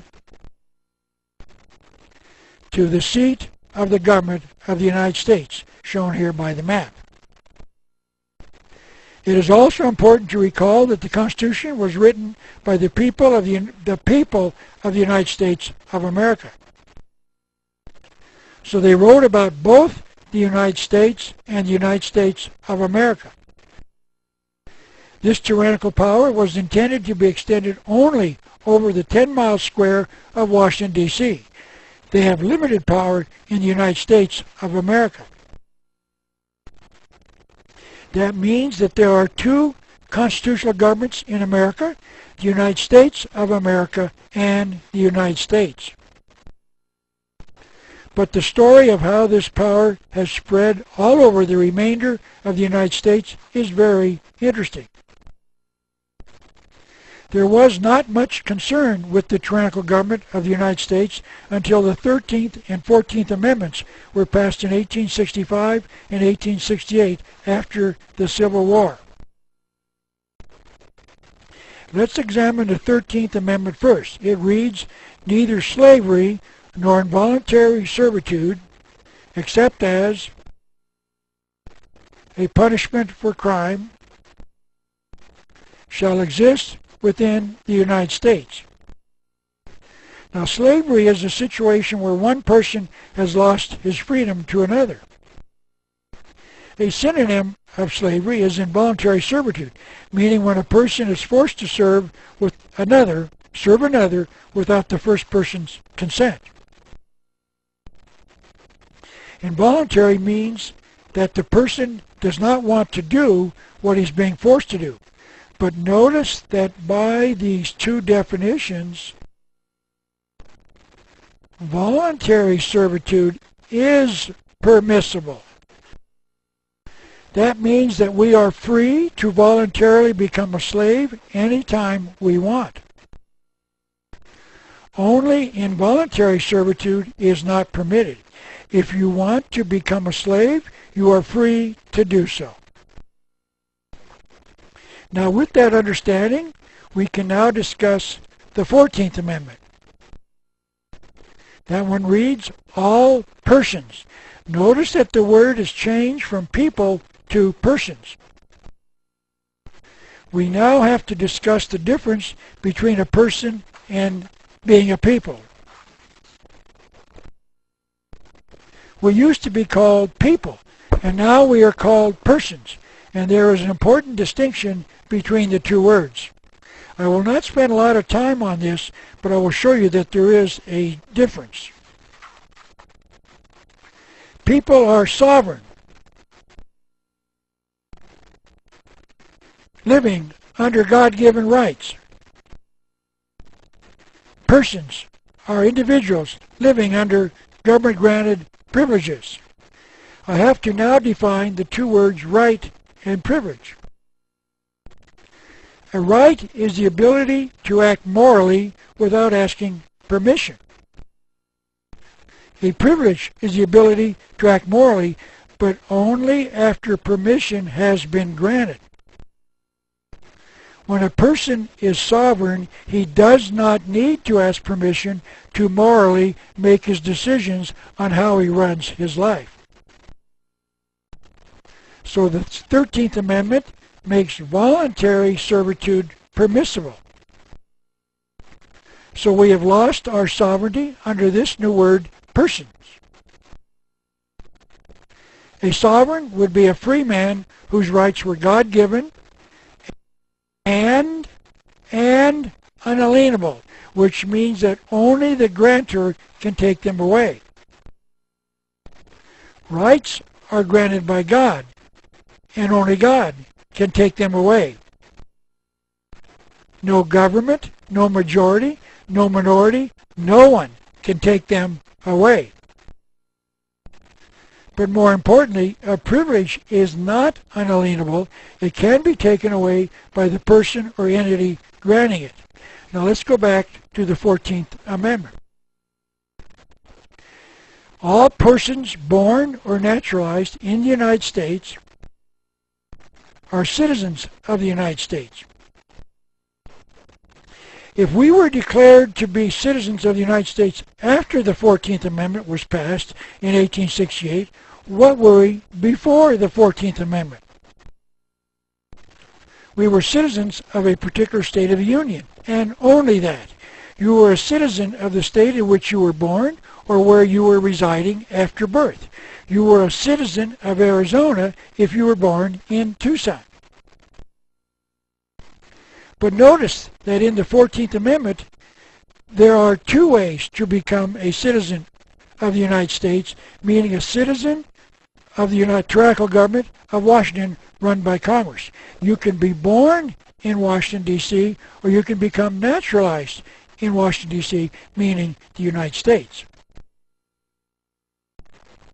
A naturalized citizen is one who is voluntarily asked to become a citizen. For example, a citizen of France leaves his country and comes to the United States. He wishes to become a naturalized citizen, one who voluntarily renounces his citizenship in another country to become a citizen of the second country.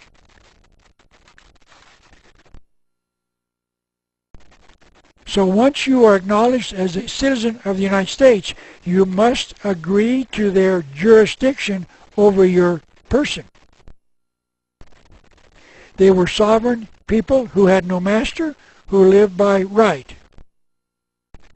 We are now citizens of the United States who live by privilege. Actually, the 14th Amendment affords you dual citizenship. It continues. All persons born or naturalized are citizens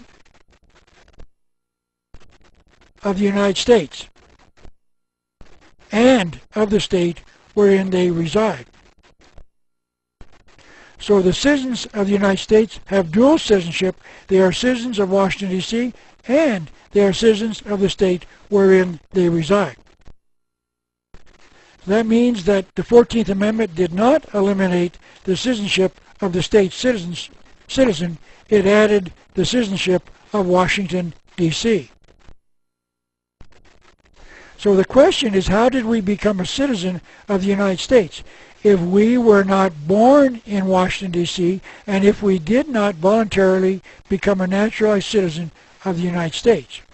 Those who wrote the 13th and 14th Amendments needed us to volunteer to become U.S. citizens,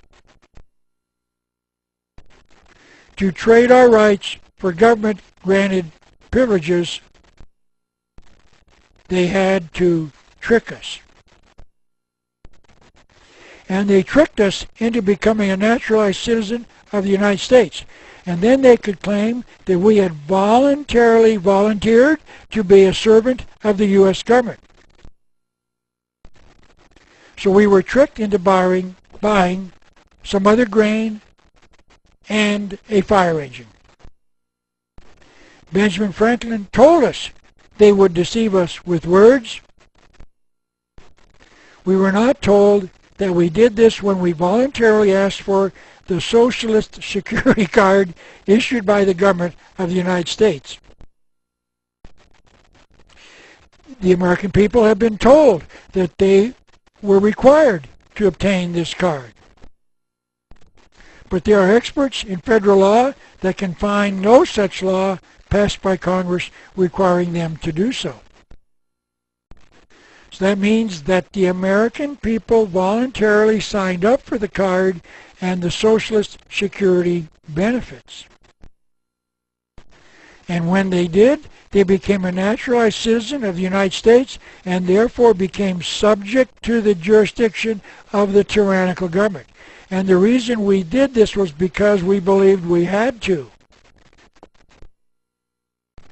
But there is no law requiring anyone to obtain a Socialist Security card. It is also important to point out that those who have done the research into this problem have discovered that there is no law requiring the citizens of the various states of the Union to pay federal income taxes either. But understand, so far this is not proof, it's only research. Because it is my opinion that there will never be a test case where a jury finds that the income tax is illegal, because it can be assumed that the government would not want to make that truth known to the American people. I am a self-employed writer who does not have an employer, and since I have no salary, I cannot deduct taxes from a payroll. So I must make an estimated tax payment each quarter to the Internal Revenue System. And I do this on a tax form number 1040 ES. there is a paragraph in the printed instructions that reads, who must make estimated tax payments. These rules apply to U.S. citizens. Notice that the IRS says that these rules are rules and not laws. And secondly, notice that these rules apply to U.S. citizens. That must mean that if you are not a naturalized citizen of the United States, nor born in Washington, D.C., these rules do not apply to you, because only U.S. citizens must pay the income tax. Notice that I am not saying that you should stop paying income taxes. I'm saying that it appears as if the income tax must be paid by those who have voluntarily become a naturalized citizen of the United States by applying for a Socialist Security card. Let me just repeat what Article 1, Section 8, Clause 17 authorizes Congress to do. Congress shall have the power to legislate in all cases whatsoever.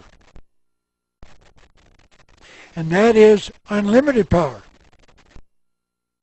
They have the power to enforce law where there is no law. Everything that Congress is doing today is constitutional. Remember, I will repeat it. They have unlimited power, and it was given to them by our founding fathers. And who were our founding fathers? They were members of the Masonic Lodge, the Order of the Quest, and or the Illuminati. Let me add the final piece of the puzzle to convince you that I'm right. The 10th Amendment reads, the power is not delegated to the United States by the Constitution, are reserved to the states or to the people. That means that if the Constitution did not specifically list the power in Article 1, Section 8, Congress does not have the power.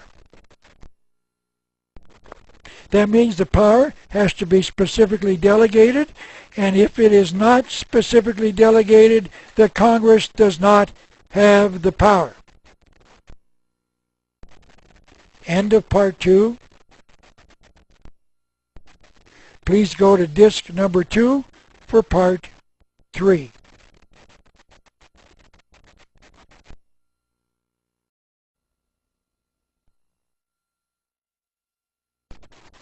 America's Secret Destiny, Part 3 of 4. This is James Madison, the 4th President of the United States. He has been called the father of the Constitution during the deliberations on this document. He, along with Alexander Hamilton and John Jay, were asked to write a series of articles for a newspaper in New York City as an effort to explain the type of government they were creating. These essays have been published as the Federalist Papers so we can know what our founding fathers were thinking as they wrote the Constitution. And Mr. Madison discussed the delegated powers in Article 1, Section 8 with these words. The powers delegated by the proposed Constitution to the federal government are few and defined. Those which are to remain in the state government are numerous and indefinite. So Madison was saying that the only powers the United States has are few and defined, meaning they have to be listed.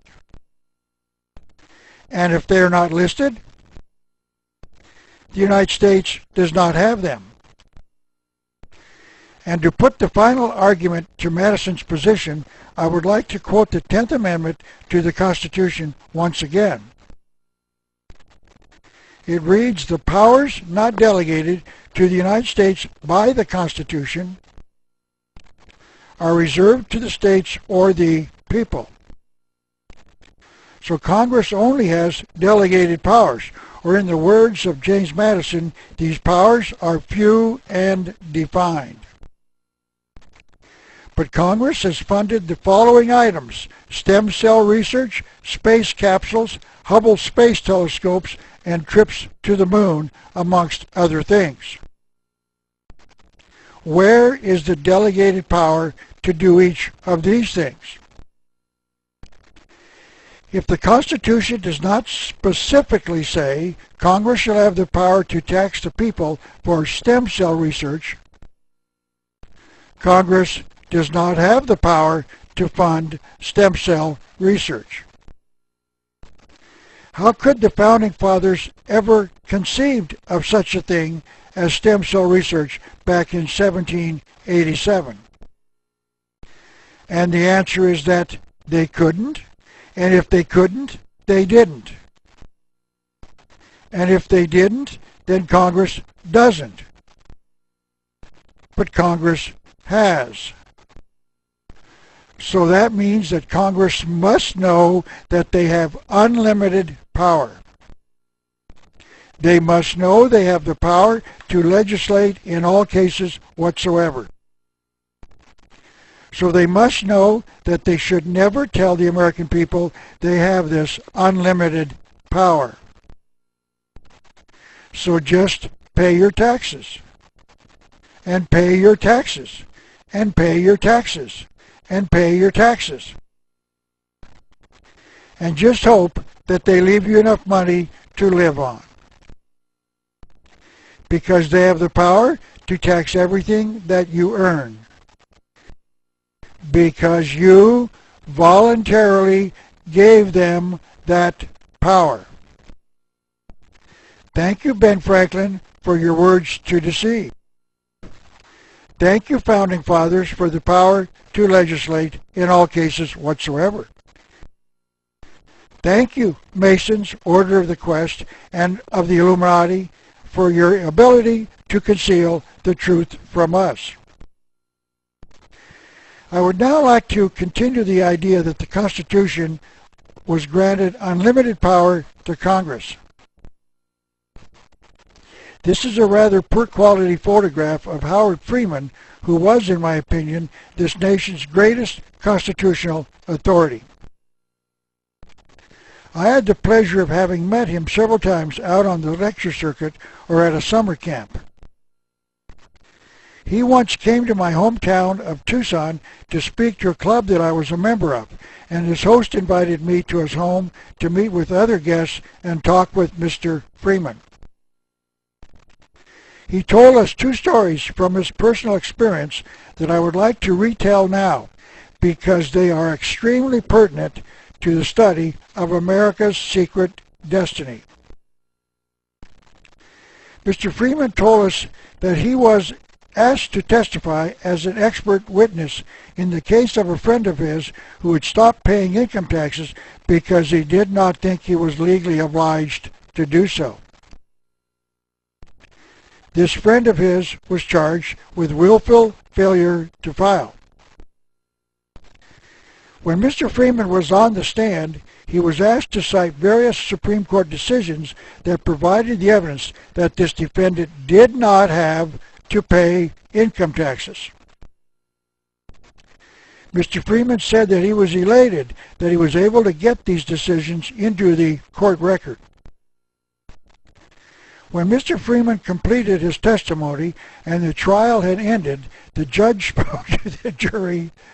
I don't know if that's the real judge or not, but that might have been, before they were dismissed to reach a verdict.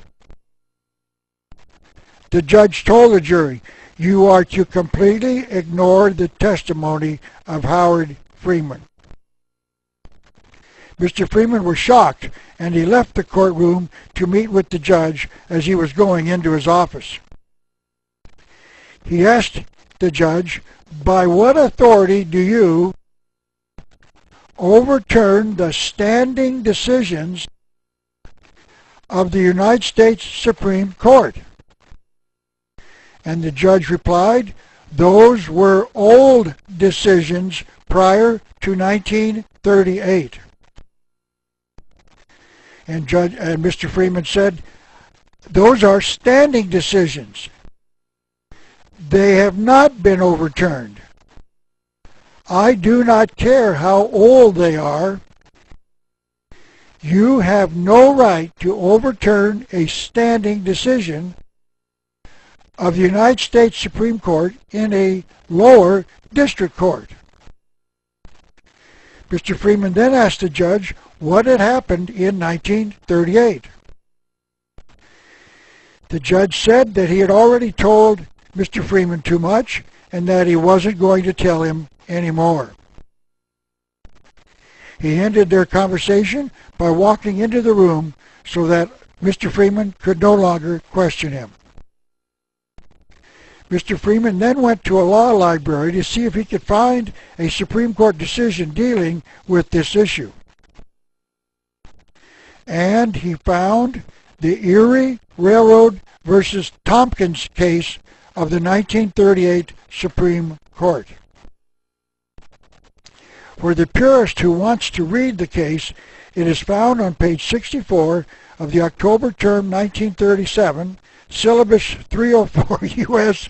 Certiorari to the Circuit Court, I don't know how to pronounce that, Court of Appeals for the Second Circuit, number 367, argued January the 31st, 1938, decided April 25th, 1938, and there's the case on the right side of this screen. The case consists of 4 paragraphs in sequence, and the third one reads as follows. There is no federal general common law. And it now becomes important to discuss what the common law is, and I'll make it brief since I am not an expert on the subject. The simplest explanation of the common law is this: man is only guilty of harm if he damages another person's property or injures his person, which means there is no damage unless someone or something is injured. The Constitution used to be this nation's common law, but according to this judge, the Supreme Court ruled that the Constitution was no longer the supreme law of the land. Mr. Freeman then told us that a short time later he met a retired state Supreme Court justice who told him that they needed to talk. When the two of them met, the judge told him that he was a retired state of Wyoming Supreme Court justice who had been appointed to that position while he was a federal judge in Wyoming.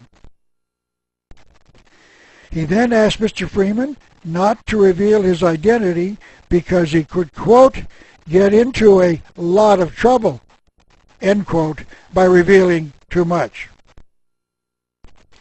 Mr. Freeman agreed that he would not ever reveal his name in any of his discussions of the proceedings in the courts of America.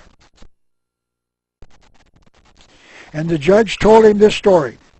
In 1938, notice the year, 1938, all the higher judges, higher federal judges, the top attorneys and the U.S. attorneys were called into a secret meeting by President Franklin Roosevelt, who recalled to their attention that in 1933 he had suspended the redemption of our gold certificates in gold. This is a sample of a gold certificate. You will notice that America's money used to have a promise to redeem the paper certificate in gold with these words as shown in the red rectangle. This is to certify that there is on deposit in the Treasury of the United States of America $100 in gold, payable to the bearer on demand. What this means is that the possessor of a gold certificate could take it into a bank and request that that value shown on the certificate in gold, he could ask for it, and that the bank would provide the holder with that amount of gold on demand. But in 1933, President Roosevelt suspended this requirement to allegedly assist in controlling the after effects of the great stock market crash of 1929. In other words, the American people could no longer get their gold for their gold certificates. This was a contract of the United States government with the holder that they could obtain their gold for their certificate anytime they wanted. Notice that this phrase does not say subject to revocation on the whim of a president. America was revoking a standing contract by no longer honoring the terms of that contract. Roosevelt then went on to explain the international bankers who own America's national debt had declared that the suspension of the redemption clause on our money was an act of a bankrupt nation. The president was admitting that the nation was now totally owned by the international bankers. And as the new managers of this nation, they could set the rules and regulations under which we lived. Roosevelt was telling these judges that the international bankers had decided that they as judges could no longer adjudicate cases on the Constitution of the United States, the supreme law of the land. They were to use the Uniform Commercial Code as the new supreme law of this land, with one exception. Roosevelt told the judges and the attorneys that they had to take silent judicial notice of the fact that the Constitution was null and void and that we were living under a new set of laws called the Uniform Commercial Code. That meant, in language that only judges and presidents and attorneys understand, you cannot tell the dummies. You must use language that makes it sound like it is coming from a constitution, but it isn't. But whatever you do, never tell the people of America. And ever since 1938, they have succeeded with only a few exceptions. And to show you that, in my opinion, the current Congress knows they have the unlimited power of the grant to legislate in all cases whatsoever. And that they must not tell the American people that the Constitution is null and void. Let me illustrate the point by bringing up the case of Congresswoman Nancy Pelosi, the Speaker of the House. She was asked where she got the authority to even consider legislation that would remake the nation's health care system. And she answered, from the power to regulate interstate commerce. Now let me point out that Congress did grant that specific power in Article 1, Section 8, Clause 3 of the Constitution. It reads, Congress shall have the power to regulate commerce among the several states. But here is the question. If Congress has had the power since the Founding Fathers gave it to them, why did Congress wait until the year 2009, over 200 years later, to consider legislation to remake the healthcare system? Madison did say that the powers were few and defined, and I must admit the Commerce Clause words are not defined by the Constitution itself. However, Alexander Hamilton, in Federalist Paper number 22, did discuss what they meant by the phrase. He wrote, the interfering regulations of some states have given just cause of complaint to other states, and it is to be feared that examples of this nature not restrained by a national control, meaning some sort of power being given to Congress to regulate interstate commerce, would be multiplied till they become injurious impediments to the intercourse between different states. Putting that language into today's terms, he meant Congress was giving the power to protect commerce between states when one state might be causing problems for shipments across their state borders. And now again, I must ask, why did Congress decide on remaking the nation's healthcare system over 200 years after they were deemed to have received that power? And the answer is simply that the Founding Fathers knew what those words meant and that it did not give them this power. And the evidence lies in the answer to the question. Has America been plagued by frequent disputes between various states about medical care? And I would think you would have to agree that we have not experienced this in the past. Secondly, let me be so bold as to ask the Congresswoman, is the Commerce Clause the authority to pass legislation funding trips to the moon, space telescopes, space satellites, stem cell research, and any other purpose not known to the Founding Fathers? Because none of those powers were granted to Congress either. And it is very obvious to conclude that she is not telling the truth when she makes this claim, because she must know about the power to legislate in all cases whatsoever given to her in the U.S. Constitution. But she still has been instructed to not tell the American people. In other words, she has been instructed to take silent judicial notice of this fact. So she makes up this absurd claim to cover the fact that she simply cannot tell the American people the truth.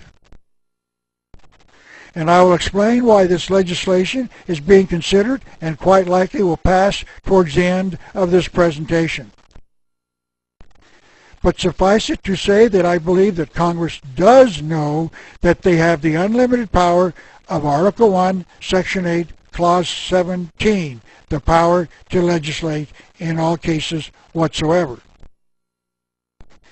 In other words, they have the power to do whatever they jolly well want to do.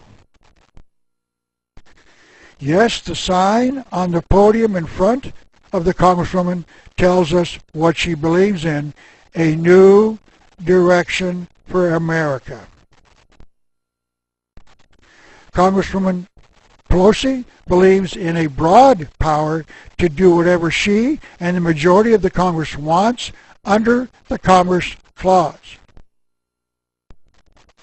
Apparently she had never read this quotation from Thomas Jefferson, the principal author of the Declaration of Independence and the third President of the United States.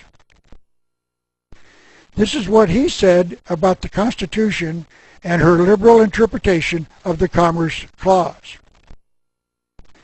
Free government is founded in jealousy and not in confidence. It is jealousy which prescribed limited constitutions to bind down those whom we are obliged to trust with power. That our Constitution our Constitution has accordingly fixed the limits to which and no further our confidence may go. In questions of power, then, let no more be said of confidence in man, but bind him down from mischief by the chains of the Constitution. It seems to me that Jefferson was certainly a champion of delegated powers, meaning that Congress has only very specific powers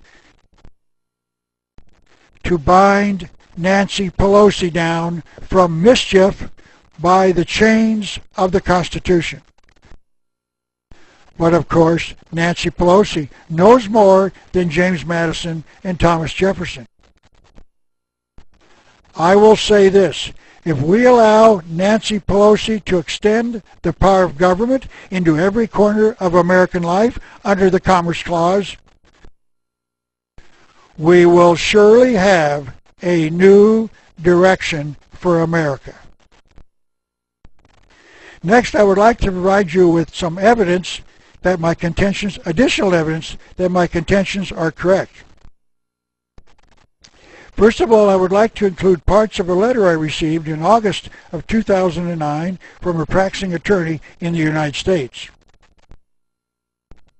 I shall not name this attorney because I will protect his privacy, and because I am certain his fellow attorneys would not appreciate his putting these thoughts into writing. He was responding to an appearance I made on a talk show in his area wherein I discussed the Supreme Court decision that totally eliminated the Constitution and the common law. I then discussed the evidence that we were living under the Uniform Commercial Code. This is how he described himself. I am an attorney and I've been practicing for 14 years. And I am licensed in 3 states. And have actually been blessed with the opportunity to be involved in cases all over the United States. He then wrote this: I enjoy and applaud your work. I've come to the same conclusions on most issues so far. And to some degree, I am still working on it.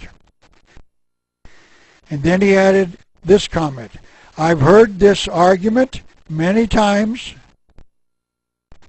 that there is a big secret underlying the modern court system, which is actually a uniform commercial court. And the lawyers and judges guard the secret, like they were part of some secret society. And that if you say the magic words or indicate that you know the secret, the judges and lawyers will know that you were on to their big secret, and you will be given special treatment. So once we tell the truth, it is no longer a big secret, and I just did.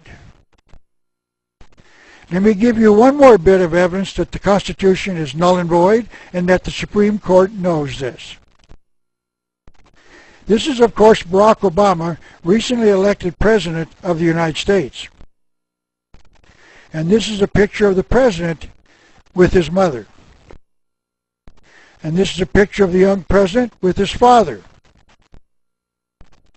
A citizen of Kenya, a nation on the eastern side of Africa. And this is the future president in a picture taken in Kenya. He is the second man from the left in the back row, as shown in the red rectangle. The woman in the bright yellow dress is Barack Obama's grandmother, the mother of Barack's father. She has been quoted as saying that Barack was born in Kenya, and that claim has been substantiated by his half-brother and his half-sister. Now this poses a real problem. The Constitution of the United States says this about the qualifications of the President. This is how Article 2, Section 1 of the Constitution reads. No person, please notice the word is person, no person except a natural-born citizen shall be eligible to the office of President.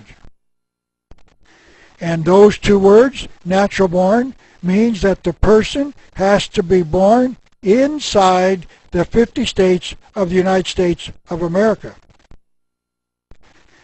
Therefore, if Mr. Obama was born in Kenya, he is a citizen of Kenya, and since he was not born in America, he cannot be president. And Philip Berg, an attorney from Pennsylvania, has filed a motion in the Supreme Court of the United States in 2008 asking them to decide if Barack Obama is constitutionally eligible to become president.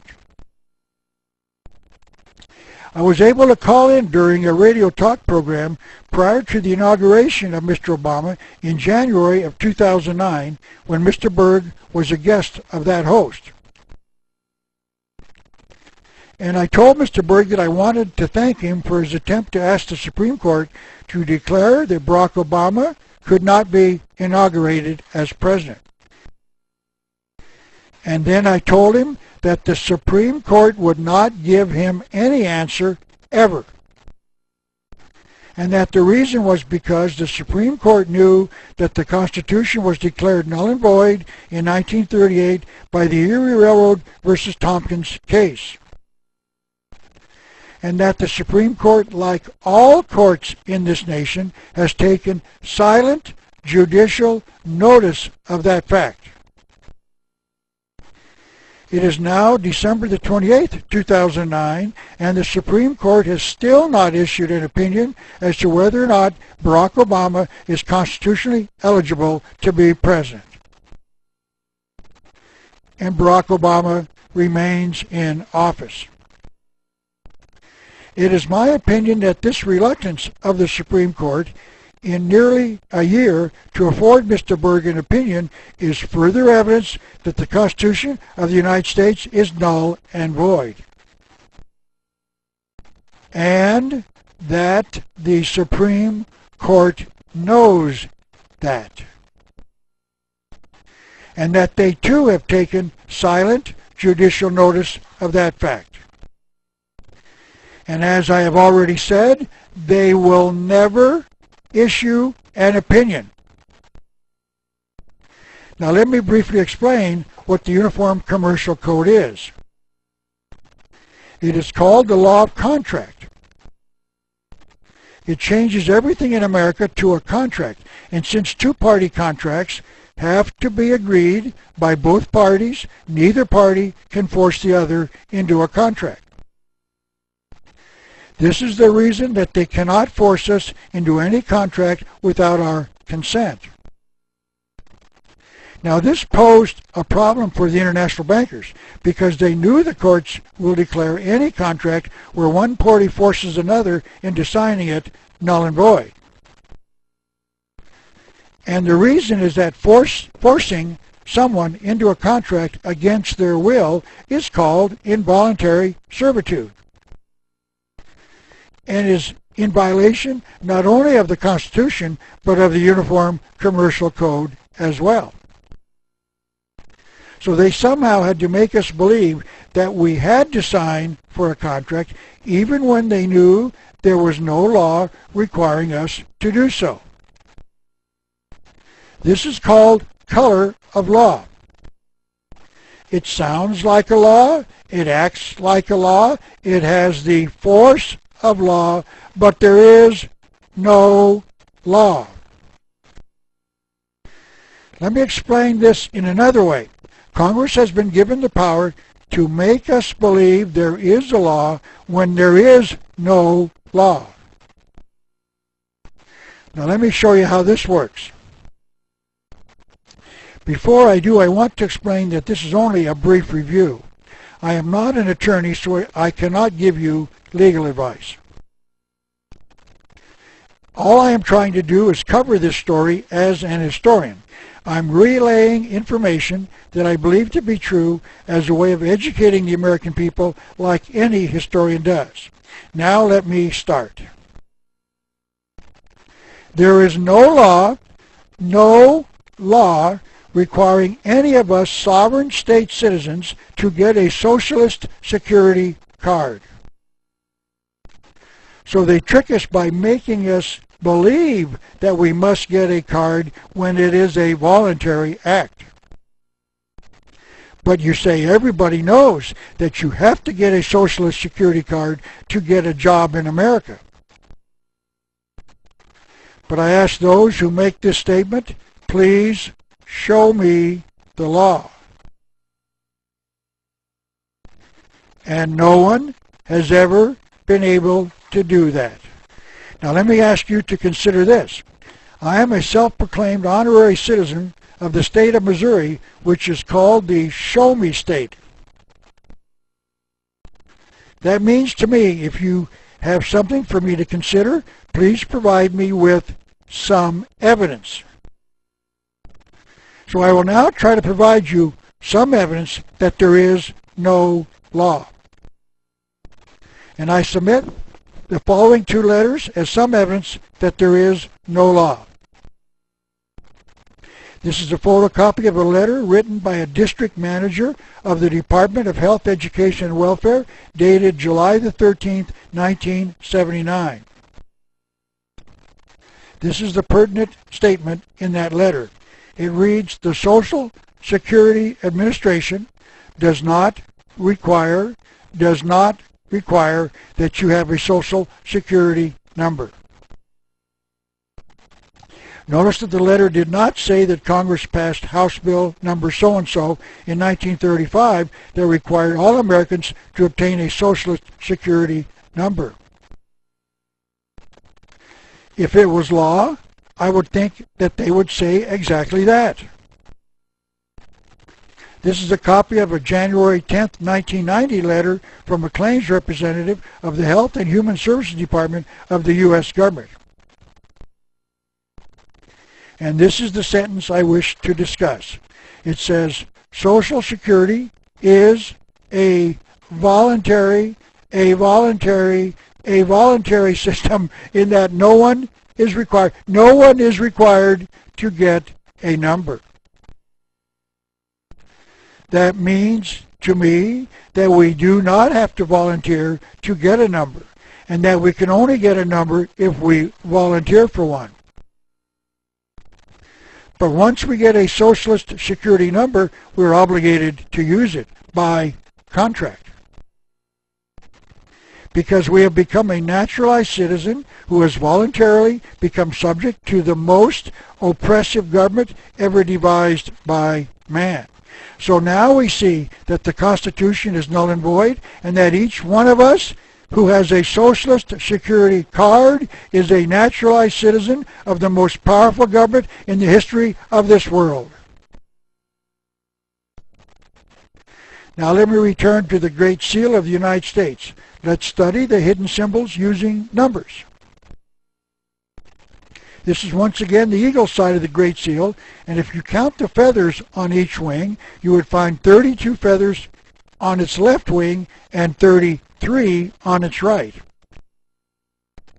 And I do not believe that this is a coincidence or an error by the artist.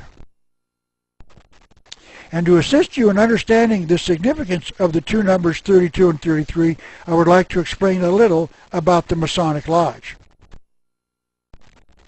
Every Mason in America has to go through 3 rituals called degrees, one at a time, and when he is finished, he is called a Master Mason, and a member of the Blue Lodge. He has then 2 options should he wish to go further. He can join the Scottish Rite, shown in green, with 29 more degrees for a total of 32, or he can join the York Rite, shown in yellow, with a total of 10 more for a total of 13. There is a 33rd degree on top of both of these Masonic lodges called the 33rd degree, and it is honorary, and the member must be invited into this degree. There seems to be evidence that this 33rd degree of Scottish Rite runs the entire worldwide Masonic Lodge, so they are extremely important. Now this is the eagle side of the Great Seal of the United States again. Notice that the eagle is looking towards the side with the 33 feathers. So the implication of this drawing is that the 33rd degree of the Scottish Rite of Masonry runs the entire United States, and that this is a secret concealed inside the Great Seal of the United States.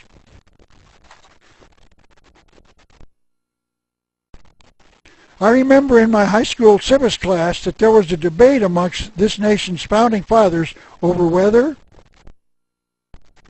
the bald eagle or the American wild turkey should be the national bird of this nation. But my research shows that there was no debate at all. The eagle was always intended to be the national bird from the very beginning, and that the appearance of the debate was a ruse and a scam, another fire engine, or some other grain. In the books written by the key Masonic writers, the Lodge and others will convince the researcher that the eagle was an important symbol of something else. The following are 6 quotes on the subject, 5 of which were written by members of the Masonic Lodge. I will not cite the sources of each quote, but just show you the quotes without attribution. The eagle is a symbol of initiation. The eagle is of great antiquity, a symbol of the sun. The eagle was sacred to the sun. The eagle was a bird consecrated to the sun. The eagle represented the Egyptian sun god Amun-Ra. And the following quote is one of the explanations as to why the eagle is sacred to sun worship. The eagle is also supposed to be the only creature that can look directly into the sun. Now this is an interesting observation. If a human looks directly into the sun, it is quite likely that this person will go blind. But in this quote, the author was saying that the eagle can look directly into the sun without being harmed. But there is a symbolic and concealed meaning behind this statement. It conceals the symbolic thought that the eagle can get directly to the sun god and that man cannot. This appears to be the concealed meaning behind the symbology of the eagle. The eagle can do something that man cannot do, and early man apparently understood that fact, so he used the eagle as a symbol of the way to reach the sun god. But few Americans, if any, know what all of the symbols on the Great Seal mean. As I have briefly mentioned, the numbers 32 and 33 are significant to the Masonic Lodge, but the numbers show up in some rather interesting concealed locations. This is the symbol of the government of the Communist Union of Soviet Socialist Republics, meaning the old Russia. As you can see, it is a globe with what appear to be wheat stalks on either side. But the semicircle to the bottom appears to be out of place and without a logical explanation, especially when you count the rays protruding from the center, because there are 32 of them. The semicircle, which when completed would be a full circle, meaning that it could be a symbol of the sun, which when added to the 32 rays would total 33. One can only imagine what this Masonic symbol has to do with the Communist Soviet Union. The number appears once again in this, the symbol of the United Nations. First of all, the leaves on each side total 13. Do not count the base, and as shall be discussed later, the number 13 is a significant Masonic number. The globe is divided into 32 divisions, with the circle at the top. It is not complete, presumably because it would intersect with portions of the globe. Another explanation might be that the future world government has not brought the United States and Canada into the circle as of yet, because the circle, if completed, would be over the northern part of North America. And the circle plus the 32 divisions total 33 in the symbol.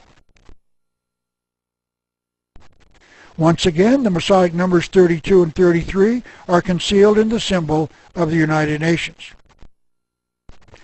While I am here, I would like to briefly discuss the connection between the numbers 13 and 33.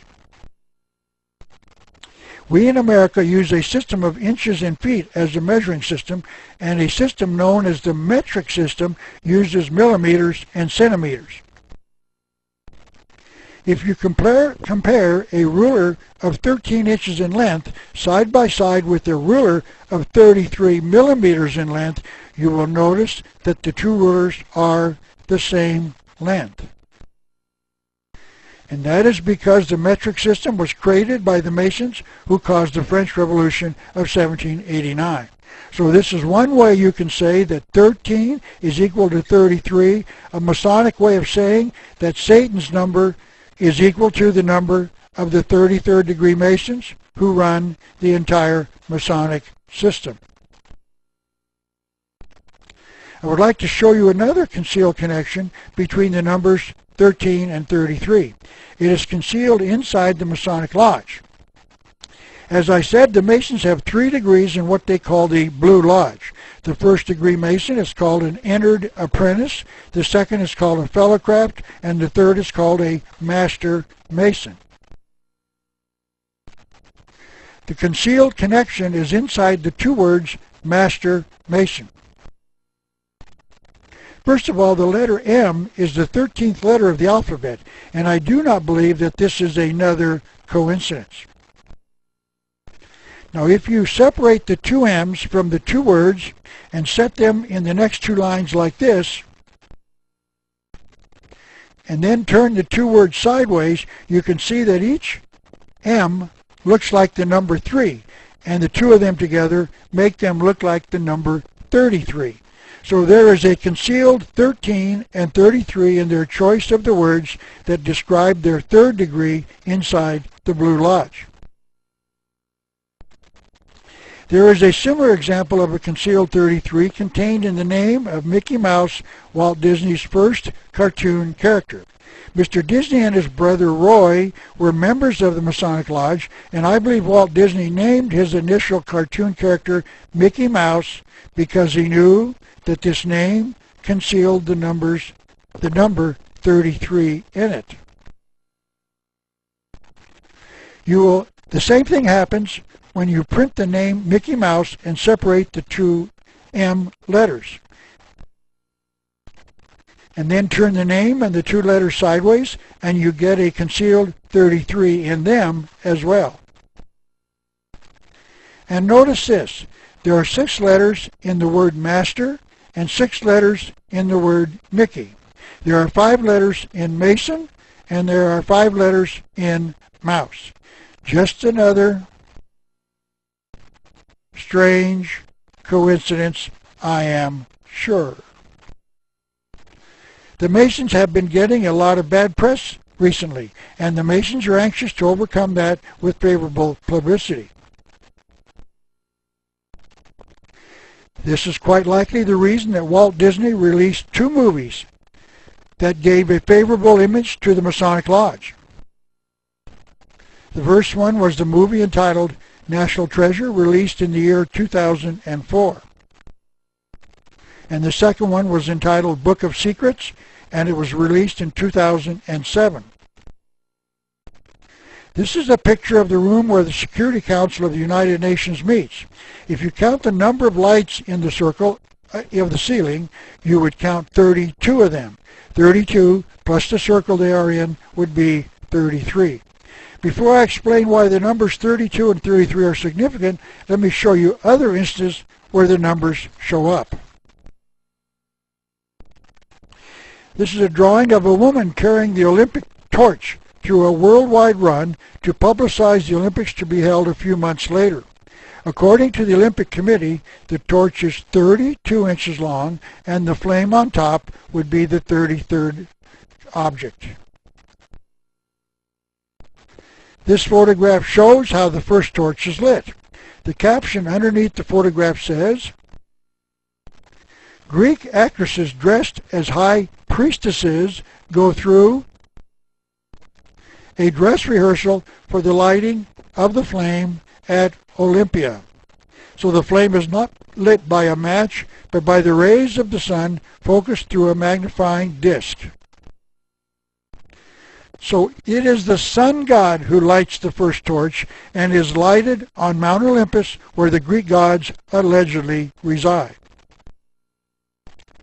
Now I would like to start an explanation of why these two numbers 32 and 33 are significant and what they symbolically represent and why that is significant in America's history. This drawing shows Quetzalcoatl, a Latin American sun god, possibly descending from heaven on a ladder with 32 rungs. If the place he is coming from is heaven, that would mean the 33rd rung on the ladder. This is an important drawing for reasons that will be discussed later. By the way, that drawing shows that a modern-day rock and roll musician was once worshipped as a god even before he was born. This is a close-up of the guy in the upper left of the main drawing, and it clearly shows that Ringo Starr, the drummer for the Beatles, was once worshipped as a god in Latin America. Now, I'm sorry, that was supposed to be funny, and it wasn't.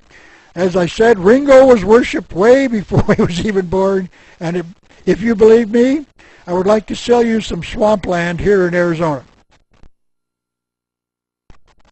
And this connection will show the connection between the number 32 and the circle representing the sun being the 33rd when it is connected to the number. This is a representation of a Mayan stone cut to represent the sun and its 32 rays.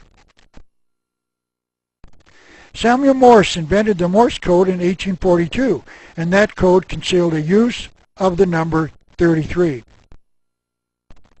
The code uses a dot and a dash, and the dash lasts the equivalent of the time it would take to end 3 dots. This is a photograph of a key used to send the Morse code key, and the key is tapped quickly for a dot and then again for a dash, but the sender waits for the time it would take to hit 3 dots before sending the next letter. This is a representation of the number of the Morse code dots and dashes in the word Lucifer, meaning the name of the devil. You will see that it consists of letters requiring 15 dots to send them, and 6 dashes, each of which is equal to 3 dots, totaling 18 dots. 15 dots plus 18 dots obviously equals 33. Just another strange coincidence, I am sure. The number 13 is also a significant number to the Masonic Lodge. This is a page from the April 1960 edition of a Masonic magazine entitled The New Age. Its name has been changed to the Scottish Rite Journal, in which the Masons discuss the mystical number 13. Notice that the top line says Masonic symbols in a $1 bill. The article says that the number 13, used repeatedly in the Great Seal of the United States, was not a coincidence. They wrote that the number has a significant Masonic connection.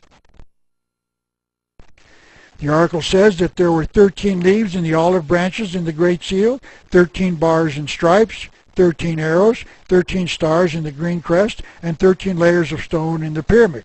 This means that the Masons are claiming that the number 13 has a Masonic importance. Now, there are some that claim that the reason that the number 13 is significant on both sides of the Great Seal is because there were 13 states in the original Union of States that formed the federal government.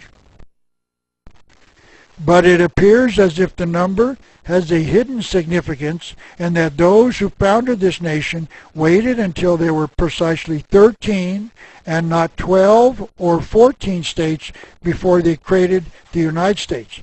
But the Masons are claiming the number as one of their own, and shows, at least in this one instance, that the Masons were directly involved in the founding of this nation, and that one of the reasons we can know that is because of their interest in the number 13. But before we examine the number 13, there's another reason that the Founding Fathers selected the American eagle as our national symbol, and that is the fact that The two words American Eagle have exactly 13 letters in them. But this is not the only hidden use of the number 13. The words E Pluribus Union, one of the nation's Latin slogans, reportedly translated into one out of many, also have 13 letters in the words. On the pyramid side of the Great Seal, the two words Annuit Coeptus, meaning the announcement of or the birth of, also have 13 letters in them. There are 13 examples of the letter A on the front of the dollar bill, like finding the letter A in the words federal, states, and America, etc. There are 13 courses of stone on the pyramid. The words "In God We Trust" on the back of the dollar bill have 12 letters in them, and if you add the number of the word 1 to the 12, you get 13. The reverse of the dollar bill contains 13 examples of the number 13, like 13 olive leaves, 13 vertical stripes, etc. And the number 33, I believe, signifying the 33 degrees of the Masonic Lodge, shows up frequently as well.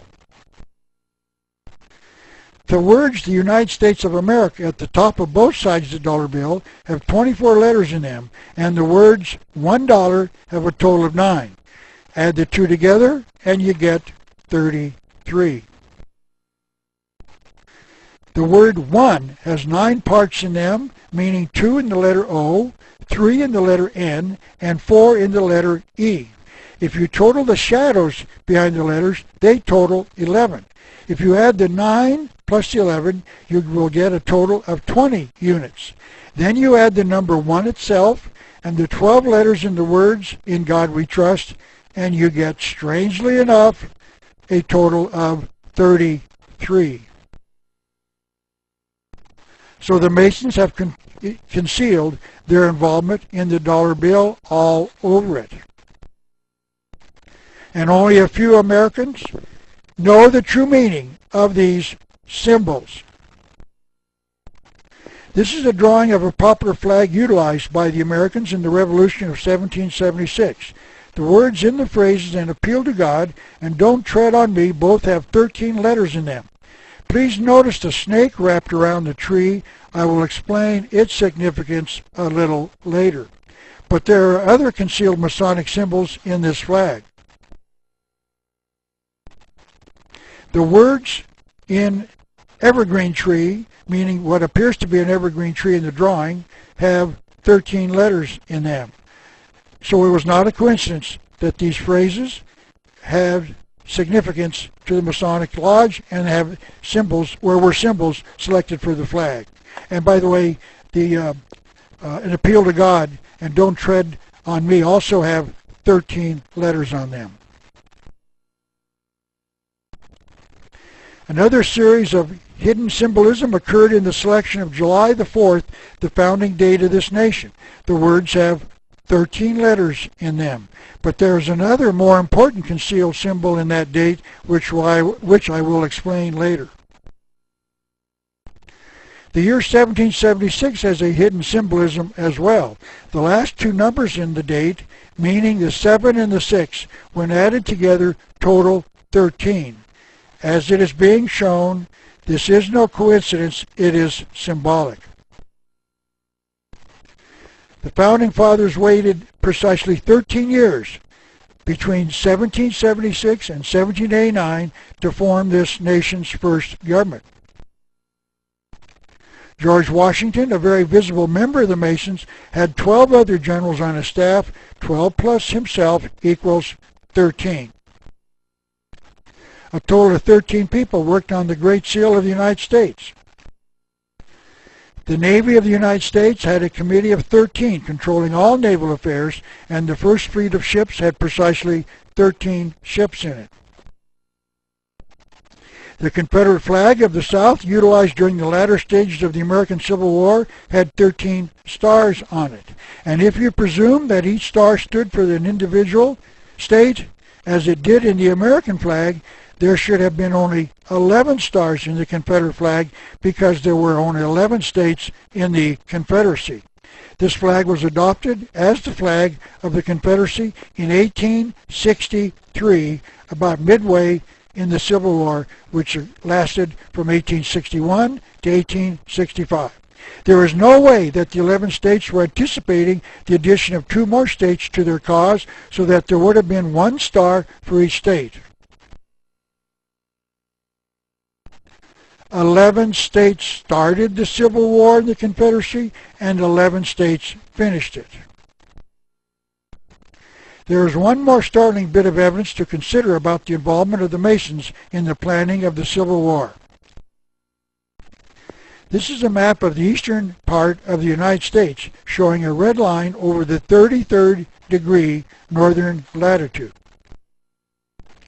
Latitudes circle the globe parallel to the equator, which means that there are 2 33rd degree latitudes, one called the 33rd degree northern latitude and the other called the 33rd degree southern latitude. The city of Charleston, South Carolina is underneath the 33rd degree northern latitude. And because it is, the Masons created their first 33rd degree temple there. And it was at Fort Sumter, located in the port of Charleston, South Carolina, where the South fired its first shots of the war. Just another interesting coincidence, I am certain. So one can only wonder how much more involvement the Masons had in the creation and continuation of the Civil War. For those who believe that the Masons do not involve themselves in wars and revolutions, this quotation from Albert Pike's Morals and Dogma should explain that they do, page 330. He wrote, "We hatch no premature revolutions. We hatch no premature revolutions." Notice that he did not say that the Masons hatch no revolutions. He wrote that they hatch no premature revolutions. That means that we hatch revolutions when the time is ripe. And to show that this is a correct interpretation of Mr. Pike's comment, one has to only refer to page 24 of his book to read this. The Masonry aided in bringing about the French Revolution of 1789. And to show the involvement of the Masons in foreign affairs, the 2 words United Nations have 13 letters as well. And here is a more contemporary use of the number 13 in America. This is a photograph of President Bill Clinton taken in the White House. The symbol off to the right of the photograph, I guess more in the middle, shaped like a seashell on top of the bookcase, has 13 parts inside the overall design. The number 13 is concealed everywhere, including inside the White House itself. The Masons even concealed their symbols in the layout of the streets of Washington, D.C., the nation's capital. George Washington, this nation's first president and a member of the Masons, hired a French Mason, Major Pierre Charles L'Enfant, an officer who had served with President Washington during the American Revolution, to lay out the streets of the city. So the city was laid out by a member of the Masons. To understand the hidden symbolism in the city streets, it becomes important to study the Masonic symbols known as the square and the compass. A square is a piece of metal cut so as to be in the form of a 90-degree right angle. The compass is, of course, a device that consists of 2 legs formed at the top used to draw circles. The letter G in the center stands for Gnosis, and not God, as is claimed by some Masons. And Gnosis is Latin for knowledge, meaning spiritual knowledge about who the true God is that the Masons worship as their God. We shall examine that statement a little later as well. When combined in this manner, these become the 2 symbols of the Masonic Lodge.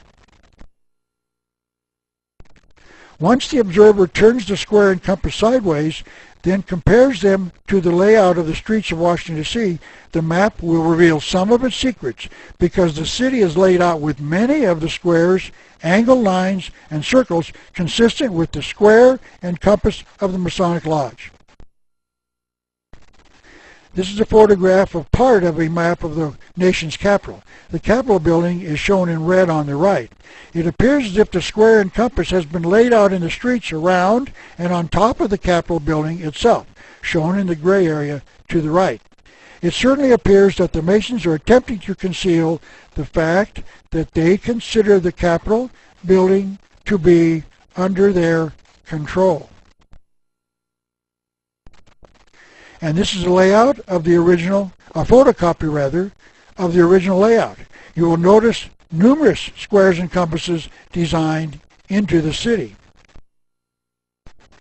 And to show you that the Masons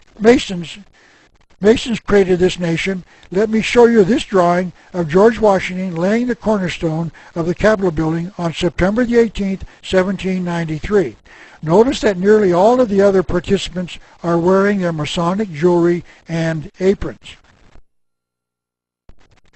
And on the 200th anniversary of the laying of the cornerstone, the Masons repeated the ceremony with Senator Strom Thurmond, a 33rd degree Mason, shown here under the tripod to the left, doing the honors.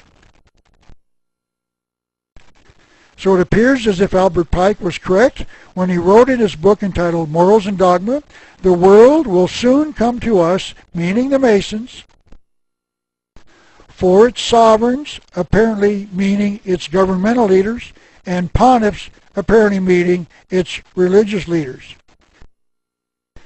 "We shall be rulers over the masters of the world."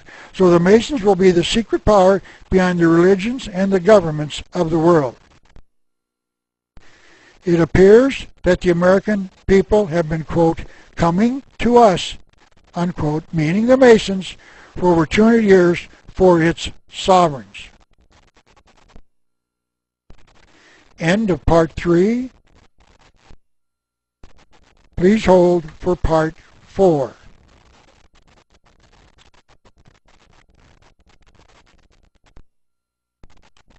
Part 4 of 4. But the Masonic involvement in the history of this nation does not end here.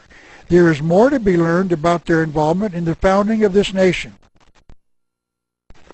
If you multiply the number 13 by itself, meaning 13 by 13 obviously, the result is 169. If you subtract the number from the year of the founding of this nation, in other words 1776, you will arrive at the year 1607, the date that the first settlers arrived in America. If you add the number 169 to 1776, you will get the year 1945. The year that Harry Truman, the President of the United States, dropped the 2 atomic bombs on Christians in Hiroshima and Nagasaki in Japan. By the way, Harry Truman did not have to drop those 2 bombs to end World War II with Japan. He knew that Japan was trying to surrender. That is all documented in my book entitled The Unseen Hand. Now, if you number the number of days, or count the number of days, between July the 4th, 1945, and August the 6th, 1945, the day they dropped the first atomic bomb on Hiroshima, you will discover that they total 33 days. And in one more coincidence, if you add the number of the letters and numbers in August the 6th, 1945, you will find that they total 33. Harry Truman, by the way, was by the way of the strangest of coincidences, the 33rd President of the United States. He was a 32nd degree when he decided to drop the bombs when he didn't have to, but was made an honorary 33rd degree just a few months later. This is an official portrait of the President dressed in his Masonic attire. The Ku Klux Klan was founded in 1867, and if you will notice, there are 3 K's in their name. K is the 11th letter in the alphabet, so once again, 3 times 11 is 33. Another strange coincidence. World War I ended on the 11th hour of the 11th day of the 11th month, and the sum of the 3 11s is obviously 33. This is a picture of NASA's orbiter Discovery landing at their Kennedy Space Center in Florida on runway 33. Many of the nation's astronauts have been members of the Masonic Lodge. There are 33 balloon floats in the Macy's Thanksgiving Parade. There are 33 cars in the starting grid for an Indianapolis Speedway 500-mile race. Let me now try to offer an explanation of why these conspirators revere the number 33. This is a drawing of the human backbone, and if you count the number of the vertebrae, there are 32 of them. The skull is attached to the backbone, and it would be the 33rd vertebrae if it was one. The human skull is the home of the mind, man's ability to think. And these conspirators want to be totally free to determine for themselves what is right and wrong. So that is why they revere the number 33. The number 33 stands for the seat of their ability to reason, to freely think for themselves. And the next slide might be partial corroboration that the number 33 has something to do with the human skull. This is a woman from the Padang area of Indonesia, and their culture asks some of the women to put rings around the neck as they age. However, no woman is ever asked to put on more than 32 rings, meaning the head would become the number 33. Now, I don't know how they learned that there were 32 vertebrae in the human backbone, but if they did it for this reason we've been talking about, then the head would be, of course, the 33rd vertebrae. Once again, just another strange coincidence. But perhaps this is the most pertinent explanation of why the conspirators revere the number 33. This is a map of the area in Iraq around the city of Baghdad. The red line represents the 33rd degree northern latitude, just a few miles north of the city of Babylon, the home of the ancient mystery religion. That means that it can be said that the 33rd degree northern latitude runs through the city of Babylon, since each latitude is several miles wide between the two neighboring latitude lines. And I think that is the real reason that the Masons place such importance on the number 33. There are certainly many other instances of the use of symbols in the numbers 13, 32, and 33. But since they were only coincidences, I do not want to spend too much time on the others that I have found. But there are certainly many, but I just wanted to show you a few because I do not believe that they are coincidences. And to show you that the Masons are major players in the past, let me show you confirmation of this fact from two quotations taken from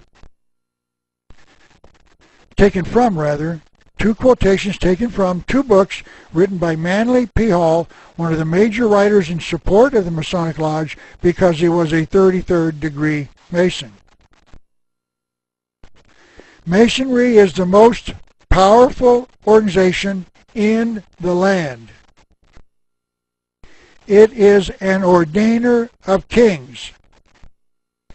Its hand has shaped the destinies of worlds. But let me continue to discuss their involvement in this nation's past. The streets of Washington, D.C. contain another hidden symbol, one that must be explained first. The five-pointed star is a common symbol utilized in a variety of ways. The star on the left is a photograph of one of the stars in the flag of the United States, where each of the 50 of them symbolizes one of the 50 states. That star is placed with one of its 5 points up and 2 of its points down. However, the star can also be reversed, so that only 1 point is down and 2 are up. And that, of course, is represented by the star on the right. This star, with 1 point down, is a symbol of the Eastern Star, a Masonic organization for women. And here is the Eastern Star shown on a fez, a hat apparently worn by members of this Masonic group. This difference between the two stars are explained in a book entitled History of Freemasonry and Concordant Orders, published in 1891 by a series of 78 high-ranking members of the Masonic Lodge. One of their members, William R. Singleton, a 33rd degree Mason, wrote about the star in his article entitled The Divine Plan. This is that portion of the article showing the two stars, one with 1 point up and the other with 1 point down. Notice that the drawing on the right shows the head of a goat inside of it, obviously referring to the goat of Mendes, a symbol of the devil.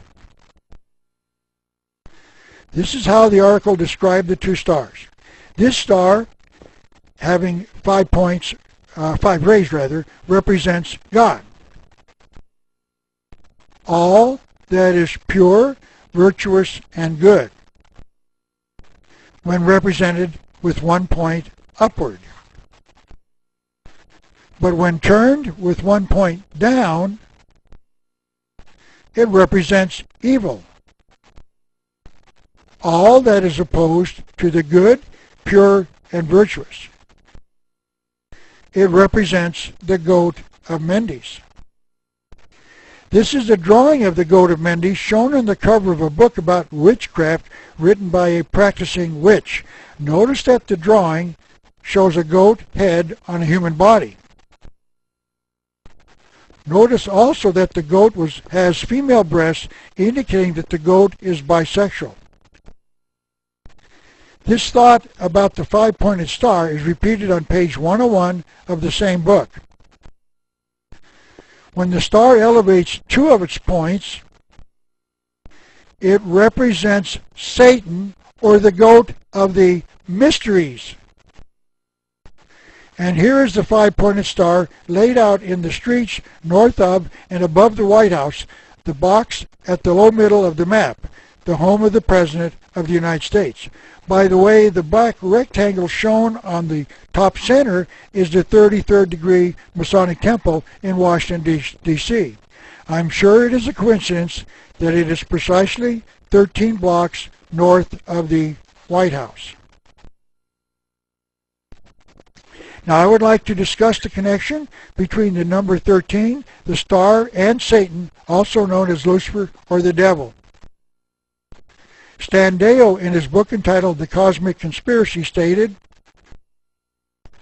13 is the value assigned to represent Satan. But there are other explanations of the number 13, one of which was offered by Manly P. Hall, the Mason, who said that there were 12 great religions in the world, and the 13th was the one concealed inside the other 12. What I believe he was saying was that there was a secret worship of a particular god in each of the 12 other great religions. And my research has indicated to me that that particular god concealed in the 12 great religions of the world is Lucifer, also called Satan, or the devil. I would like to explain what this means. Let's say that all the believers in Osiris, the Egyptian sun god, are inside the circle. Everyone else is outside the circle because they do not believe in Osiris. Inside the circle is a small percentage of believers, shown by the red dot in the center, who share a common secret. And that secret is that Osiris is in truth Lucifer, also called Satan or the devil. Those who believe this are called adepts, princes, or illuminated ones, and their task is to keep the secret from the rest of the believers. This is what Mr. Hall was saying. And I would like to add my own opinion as to why the number 13 is significant to these conspirators. 6 is the number of man, and 7 is the number of completion or perfection. If the two numbers are added together, the total is 13, or perfected man. This secret worship believes that through it man can become perfect. In fact, the conspiracy believes that we common people have progressed to the point of being Homo sapiens man through evolution. And they, the illuminated ones, have evolved higher into a higher form of mankind called Homo noeticus man. The word noetic is Greek for the mind or the intellect. So the number 13 contains a secret, hidden, occult meaning, and that is why the number 13 is significant and symbolic. There is one more significant insight as to why this nation's founding fathers chose the date of July the 4th to declare America's independence from Great Britain. The old Julian calendar was changed in the year 1582 by an order of Pope Gregory the 13th. I wonder if it is important to note that this Pope, the 13th one to change his name to Gregory, was the one to change the calendar. I'm certain it's just another coincidence. The acknowledged reason was because the old calendar was 11 days behind the sun. In other words, the old calendar was no longer accurate in measuring the solar year. So the astronomers were having difficulty in measuring the time it took for the Earth to make one complete revolution around the sun. So in October of 1582, the old June the 23rd became July the 4th. And to explain this, I would like to explain what this means. And just so you will understand, I've exaggerated the distances on the horizon between the setting of the sun on various days. If you were to mark the horizon every evening as the sun sets, you would notice that it appears to move up and then down as it sets each night. The sun moves south each night until December 22nd, and then it sets at the same spot each night for 3 days. And then on December 25th each year, the sun starts moving north again. It sets at a site which is north of the setting sun the night before. And then on June the 21st or 22nd, the sun stops again for 3 nights. So June the 23rd is 2 days after the summer solstice, the day that the sun appears to be stopped after making its way north of the equator. It would be the next night to the last night before the sun starts moving south again. The sun worshippers celebrate on the night when the sun starts its direction in the opposite direction, because they are pleased that the sun did not die on in the 3 days. So June the 23rd and 24th are nights of celebration, because it was a day of recognition for those who thought the sun and therefore the sun god died on each June the 22nd. That day ended at sunset, so after that moment, the next day started, and this was the day the sun actually started its journey home. Babylonians in the past celebrated that night by lighting bonfires to Baal, their sun god. and Americans light fires in the sky called fireworks after sunset on July the 4th. Observers will quickly note that this is the only American holiday that is traditionally celebrated by fireworks. So here we see a connection between the celebration of July the 4th and sun worship. So the Founding Fathers concealed a holiday to the sun god in the choice of the date of July the 4th to declare their independence from Great Britain. It appears that many things once thought unexplainable have an explanation after all. One must only look.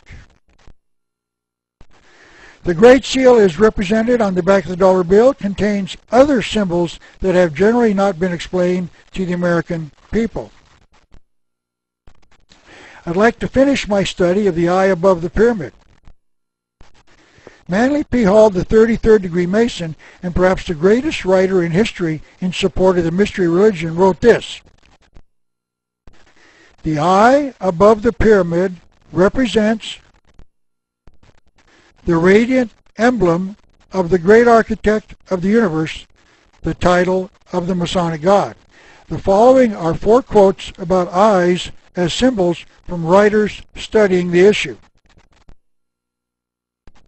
The eye was also the symbol of Osiris. Osiris, the sun and principle of good. Osiris was the chief god of the Egyptians. Osiris was the sun. An eye in honor of the great eye of the universe, the sun. So here is the first mention of the eye being both a symbol of the sun and, in fact, of the god who is symbolized by the sun. So it appears that the eye above the pyramid on the back of the American dollar bill is the eye of Osiris, a symbol of the sun god. One can only conclude that our founding fathers knew what they were doing. Not only did they conceal their ancient secret religion in the Great Seal of the United States, they also concealed it in the name of this nation. This next subject is perhaps the most controversial point I will be discussing in this presentation, so please get ready for it. Please remember that I asked you to be a member of a jury and that you had to be open, because this is very controversial, and I would like you to at least hear it and then make your own decision as to whether or not you will accept it. So providing you with that warning, I will now proceed. The first thing I would like to discuss is this statement in the Bible, because it will be the key to understanding what I will be discussing for the next few minutes. Revelation 12, chapter 12, verse 9. That old serpent, called the devil, was Satan, and Satan was cast out into the earth. And the reason this is significant is because whole cultures all over the earth have been worshiping the serpent or the snake in their religions. So please keep that in mind as we examine the following evidence. William Josiah Sutton, in his book entitled The Illuminati 666, added another very important piece of the puzzle to the story. This is what he wrote.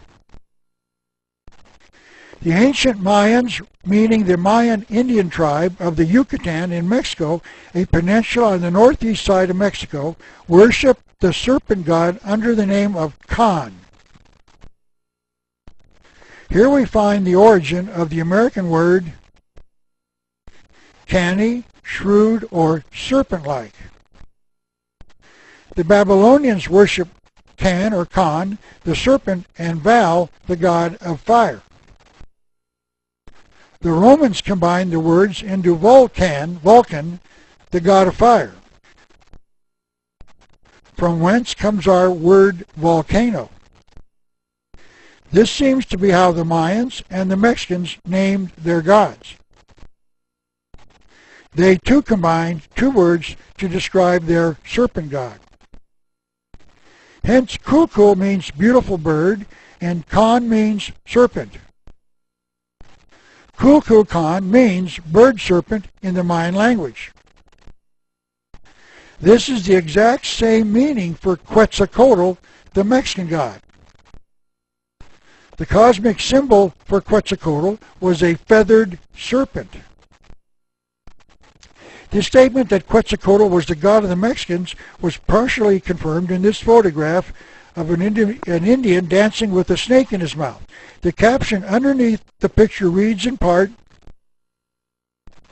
"The snake represents the Aztec god Quetzalcoatl." There was one similarity between all of these cultures. They worshipped the serpent god.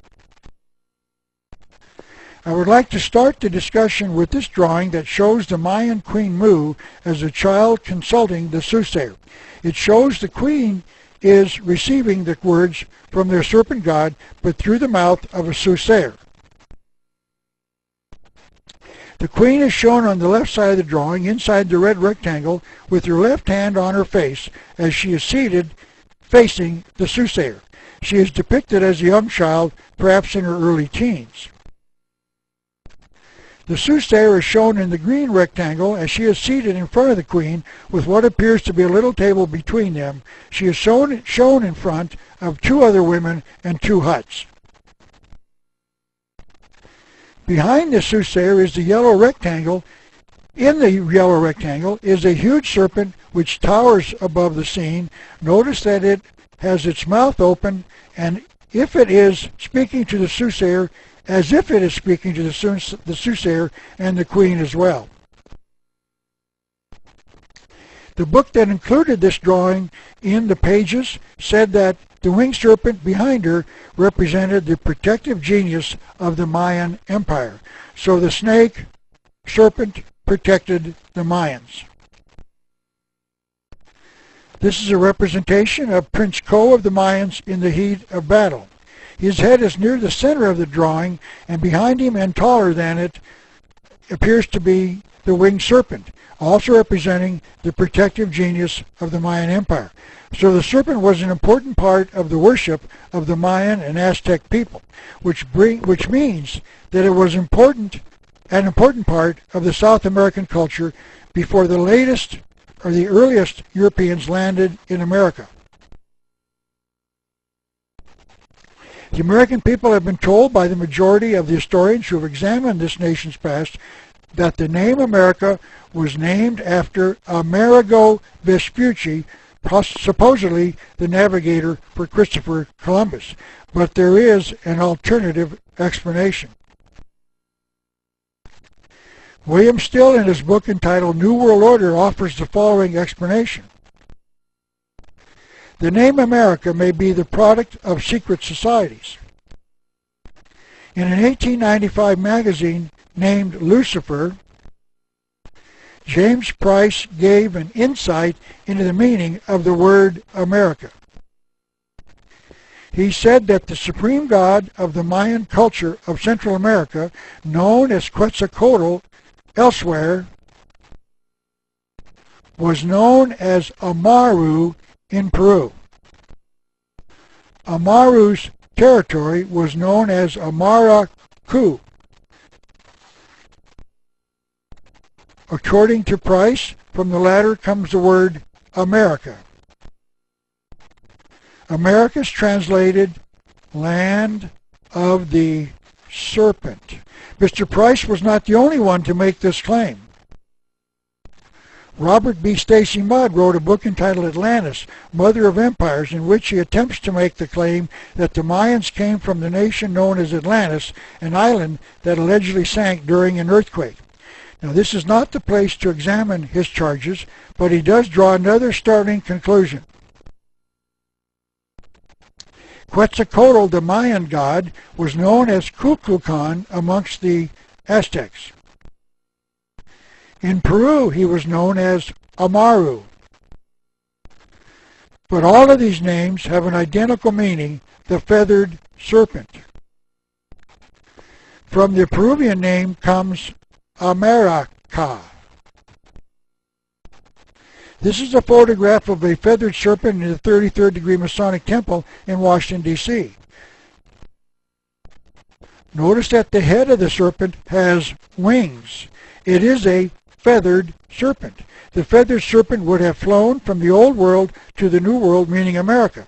By the way, notice that the swastika in the ornamental metalwork above the feathered serpent shown under the two red arrows. The swastika is also a symbol of the sun god and may be drawn two ways, one the reverse of the other. One way is called the evil swastika and the other is called the good swastika. This is a photograph of the swastika, the official symbol of Adolf Hitler's Nazi party. Notice that this is the evil form of the swastika, and it has been reported that Hitler knew the difference between the two forms of the symbol and that he intentionally selected this, the evil form.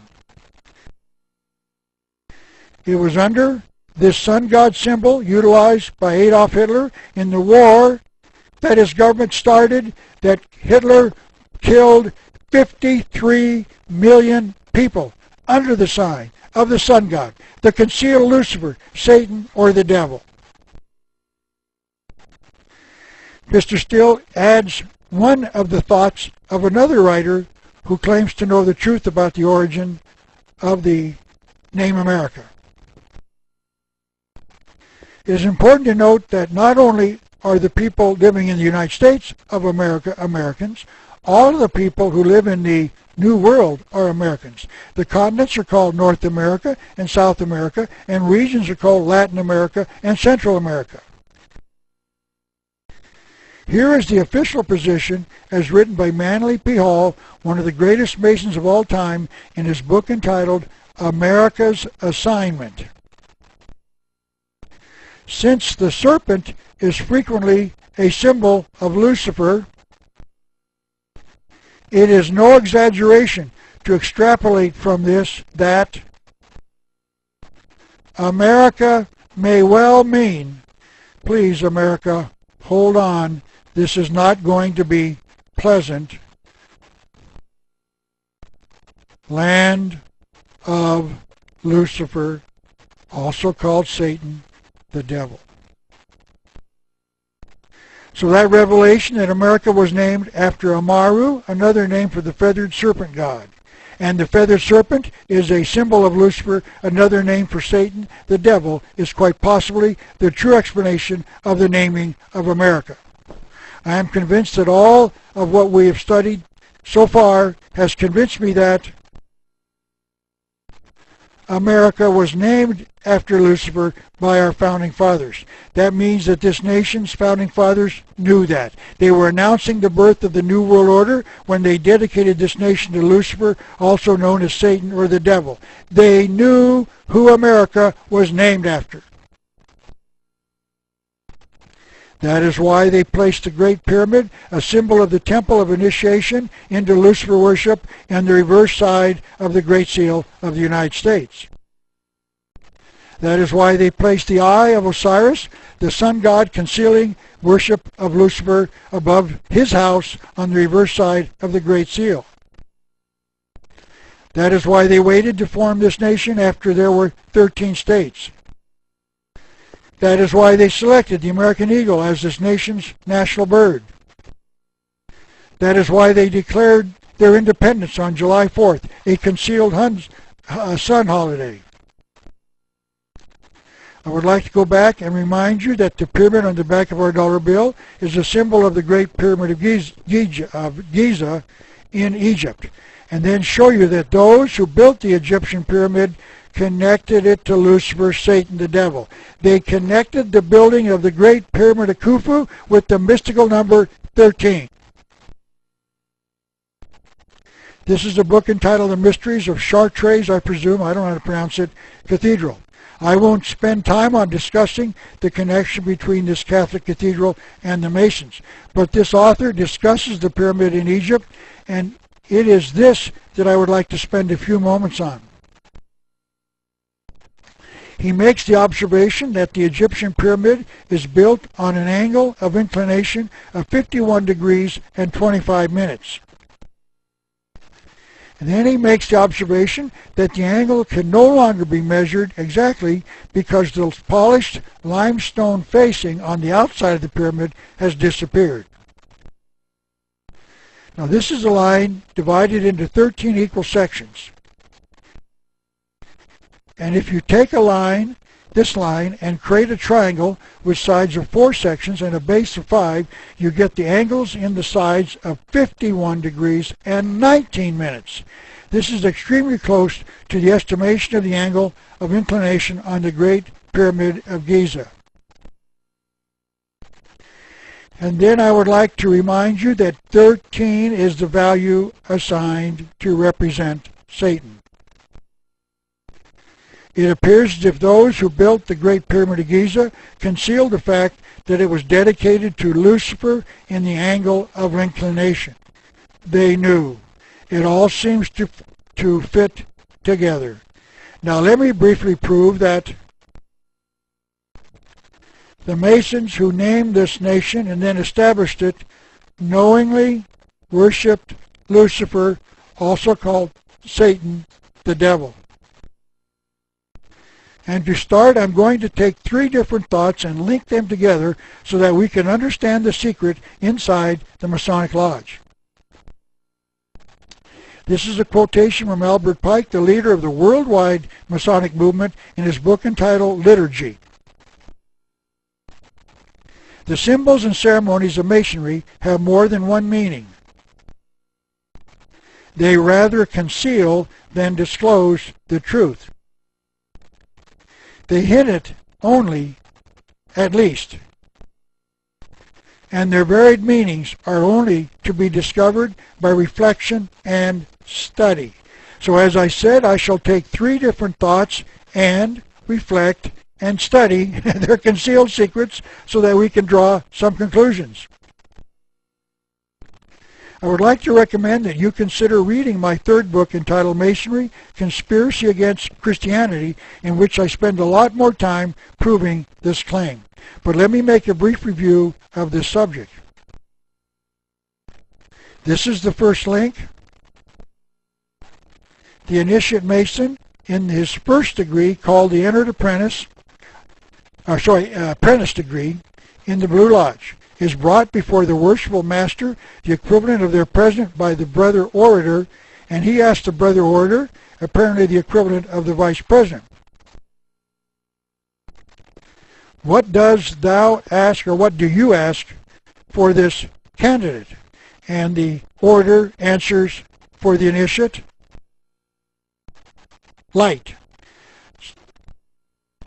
So the first link is the fact that the initiate asks for light. The second link consists in the fact that the word light is not defined, as far as I can tell, by reading the entire first degree ritual, but it is answered in the 3rd degree ritual, where the Mason is taught this: the all-seeing eye symbolizes the true knowledge of the deity and is the light of which the Mason travels in search. Notice that the Mason does not find the true knowledge of deity in the Bible or in his church or synagogue. He finds it in the Masonic Lodge. If he doesn't find it in his church, that means that the deity is not the God of the Bible, because you learn the true knowledge in Masonry. So therefore it is some other God. So the second link is the fact that the light the Mason searches for is the true knowledge of deity found in the lodge itself. Now, in the 3rd piece of the chain is found in this book, Morals and Dogma, written by Albert Pike, the Mason, who wrote the rituals for all 33 degrees in the Masonic Lodge. He wrote this in the explanation of the 19th degree ritual of the Masonic Lodge. This is contained on page 321 of Morals and Dogma. Lucifer, the light bearer, is it he who bears the light? Doubt it not. I would like to confirm that Lucifer is the light bearer by defining the name from Webster's dictionary. Lucifer is a Latin name made by joining together two separate words to form one word. Lucifer is Latin for light, and fere is Latin, I presume that's the pronunciation, is Latin for bearer or bringer. So Lucifer is defined as the light bearer. Now let me return to the subject of the three links. Notice what the Masons have just done. They put together three separate links into a chain, and the Mason is then supposed to link the three together in the following manner. Link number one, the Mason asks for light. Link number two, he is told that the light is the true knowledge of deity. And then, link number three, he is taught that Lucifer is the light bearer. That means he is to take these separate statements and link them together to conclude that Lucifer, Satan, also known as the devil, is the true God. Notice that the Masons can never say it directly, or millions of their members would quit. So they conceal it in their own words. May I remind you that Albert Pike wrote, "If you reflect, my brother, you will no doubt suspect that some secret meaning was concealed in these words." And the reason they had to conceal this truth from the average Mason is because if they said it directly, most of the Masons would leave the lodge. Because the secret meaning concealed in their words is their belief that Lucifer, the devil, is the true knowledge of deity. So they had to conceal it. But the Mason who studies and reflects will be able to figure it out. But there is one more statement that we must examine before we leave this subject. And that is taken from Albert Pike's book entitled Legenda. Masonry permits the utterance of false interpretations, which serve the double purpose of misleading the ignorant, the idle, and indolent. And of course, the word indolent is defined as the lazy, whom it is desirable to lead astray. So here we can see that Albert Pike, considered by most Masons to be the greatest Mason of all time, is calling his brothers who do not see the secret ignorant. That doesn't seem to be very brotherly to me. Now let me show you that the Masons do not teach that the God who created the universe is the true deity. The first 10 words of the Bible are, "In the beginning God created the heavens and the earth." That means that God created the universe out of nothing. Notice that there was a beginning, meaning that there was a time before the creation when there was no universe. Because if the universe was already there, there would have been no beginning. But the Masons do not believe in the Creator God. Let me quote Albert Pike once again. This quote comes from page 109 of Pike's explanation of the 29th degree in his book entitled Agenda. And this is what he wrote. "To say that the world came forth from nothing is to propose a monstrous absurdity." That means that the Masons consider a belief in the Creator God to be a monstrous absurdity, because they believe that the universe has been here forever. I've shown you the actual words of the Masons to show you that they call their God the great architect of the universe. Architects do not build anything. They draw plans for builders to build things. But even those builders do not create the building materials out of nothing. They build with pre-existing materials, or at least change the materials from one form to another, like pre-existing trees to lumber to build their houses with. I've shown you the evidence that they connect the Masonic God to a worship of the sun god, and Albert explained that their sun god is not a builder either. Amun-Ra was an Egyptian sun god, and Albert Pike wrote this on page 281 of Morals and Dogma. The supreme being of the Egyptians was Amun, a secret and concealed god, and the original light. He creates nothing. So the original light, the sun god, is a concealed god, and he created nothing. And it was not Lucifer who created the universe, it was the creator God. So the Masons are teaching their initiates that the true knowledge of deity is that Lucifer, Satan the devil, is the true God.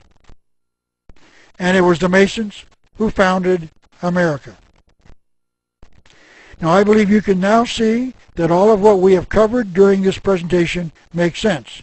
This is why our founding fathers lied to us. They were concealing their belief of knowledge of the true God in our history. And that is why they named America after Amaru, a sun god, and a concealed name of Lucifer, another name for Satan or the devil. It all makes sense. America's secret destiny is the New World Order, a civilization without a belief in the Creator God, a civilization led by their true God, Lucifer, the devil. And to show you exactly what this New World Order is, I would like to quote two modern authorities on the subject. And this information will show you that what is happening in America today is to further advance us into this new civilization called the Novus Ordo Seclorum, the New World Order. The first of these two is Al Gore, the former Vice President of the United States and the current champion of the global warming cause. He wrote another book in 1992 entitled Earth in Balance, and it tells us about how we are going to get all of these changes. He explained on page 48, our challenge is to accelerate the needed change in thinking about our relationship to the environment in order to shift the pattern of our civilization to a new equilibrium. Little change will be evident until a threshold is passed. Let me remind you that a threshold is a narrow piece of wood or metal that is placed between the outside and the inside, and it is crossed in a split second when you step over it. That means that Mr. Gore is saying that there is a single crisis coming that will cause enormous things to happen. Mr. Gore does not define what that single crisis is, but on a more defined or dignified note, it is possible, maybe, that the winning of his Nobel Peace Prize might be the very event that is going to trigger what is about to happen. He goes on to tell us what those things are. And then, as key assumptions are modified, a flood of dramatic changes will occur all at once. And on page 163, he explained what the price will be if we do not modify these key assumptions. Unless we find a way to drastically change our civilization and our way of thinking about the relationship between humankind and the earth, our children will inherit a wasteland. Apparently Al Gore thinks that the threshold is global warming. So this is why we are experiencing a rash of claims that global warming will utterly destroy this planet, and that we will be so frightened by this impending disaster that we will totally remake our civilization. Now let me bring you to another individual, a second one, warning us about some dramatic changes coming. This is Alvin Toffler, who wrote this book entitled The Third Wave in 1980. This book describes him as one of the world's best-known social thinkers and a futurist, and that his works are read in more than 50 countries. And let me add that Mr. Toffler is in agreement with the changes that he wrote about, and I am in total opposition. These are his comments. Beneath the seemingly senseless events, that there lies a startling and potentially hopeful pattern. Many of today's changes are not independent of one another, nor are they random.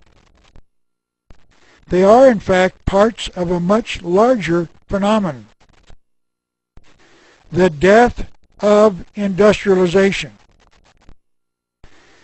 That means that we will no longer enjoy the fruits of an industrialized society, meaning we will no longer produce more electrical appliances, tools, cars, etc. What else could he mean by that? Middle-class America, those who enjoy the products of an industrialized society, will have to be eliminated. How do you accomplish that? One way is to cause an economic depression where workers lose their jobs and cannot pay for their middle-class lifestyle.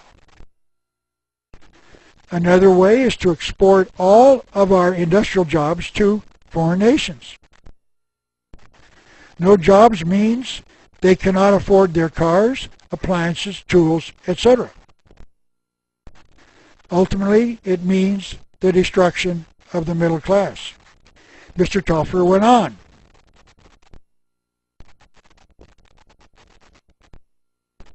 This new civilization is slowly emerging in our lives, and blind men like Ralph Epperson are trying to suppress it.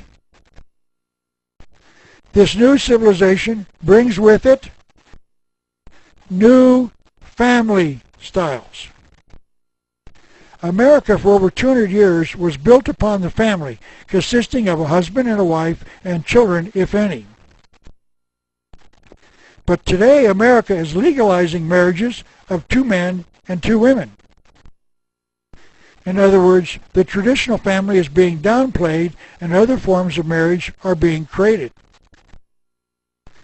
This new civilization brings with it changed ways of working. America used to be an industrial giant among the nations of the world. America in the past produced the highest standard of living amongst the nations of the world, meaning other nations were living in poverty, and we had a high standard of living, and we enjoyed the benefits of the free enterprise system. But now high-paying jobs are being exported to other nations, resulting in lower wages in America.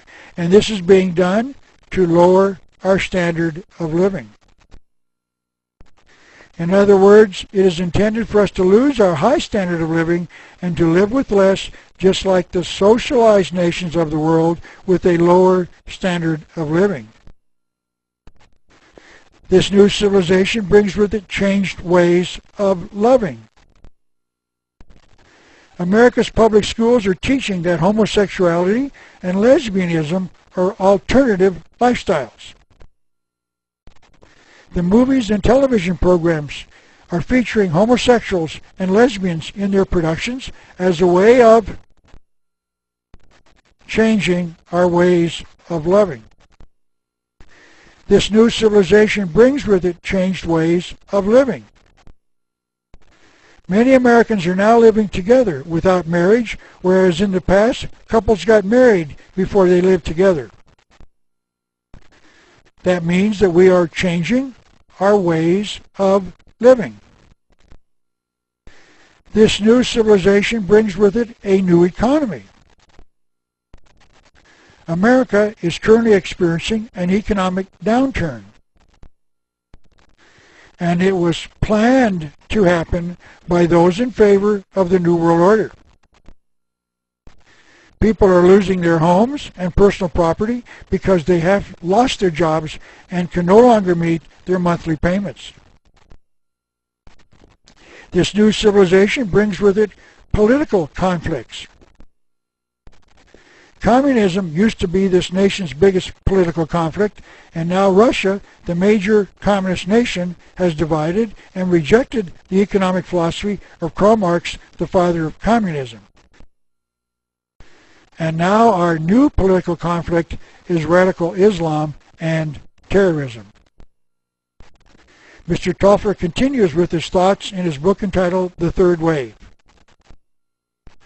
The dawn of this new civilization is the single most explosive fact of our lifetimes. Humanity faces the deepest social upheaval and creative restructuring of all time. Now he said, notice here that he's saying that he is in support of this social upheaval. We are engaged in building a remarkable new civilization from the ground up. The jolting changes we are now experiencing are not chaotic or random, but that they form a sharp, clearly discernible pattern.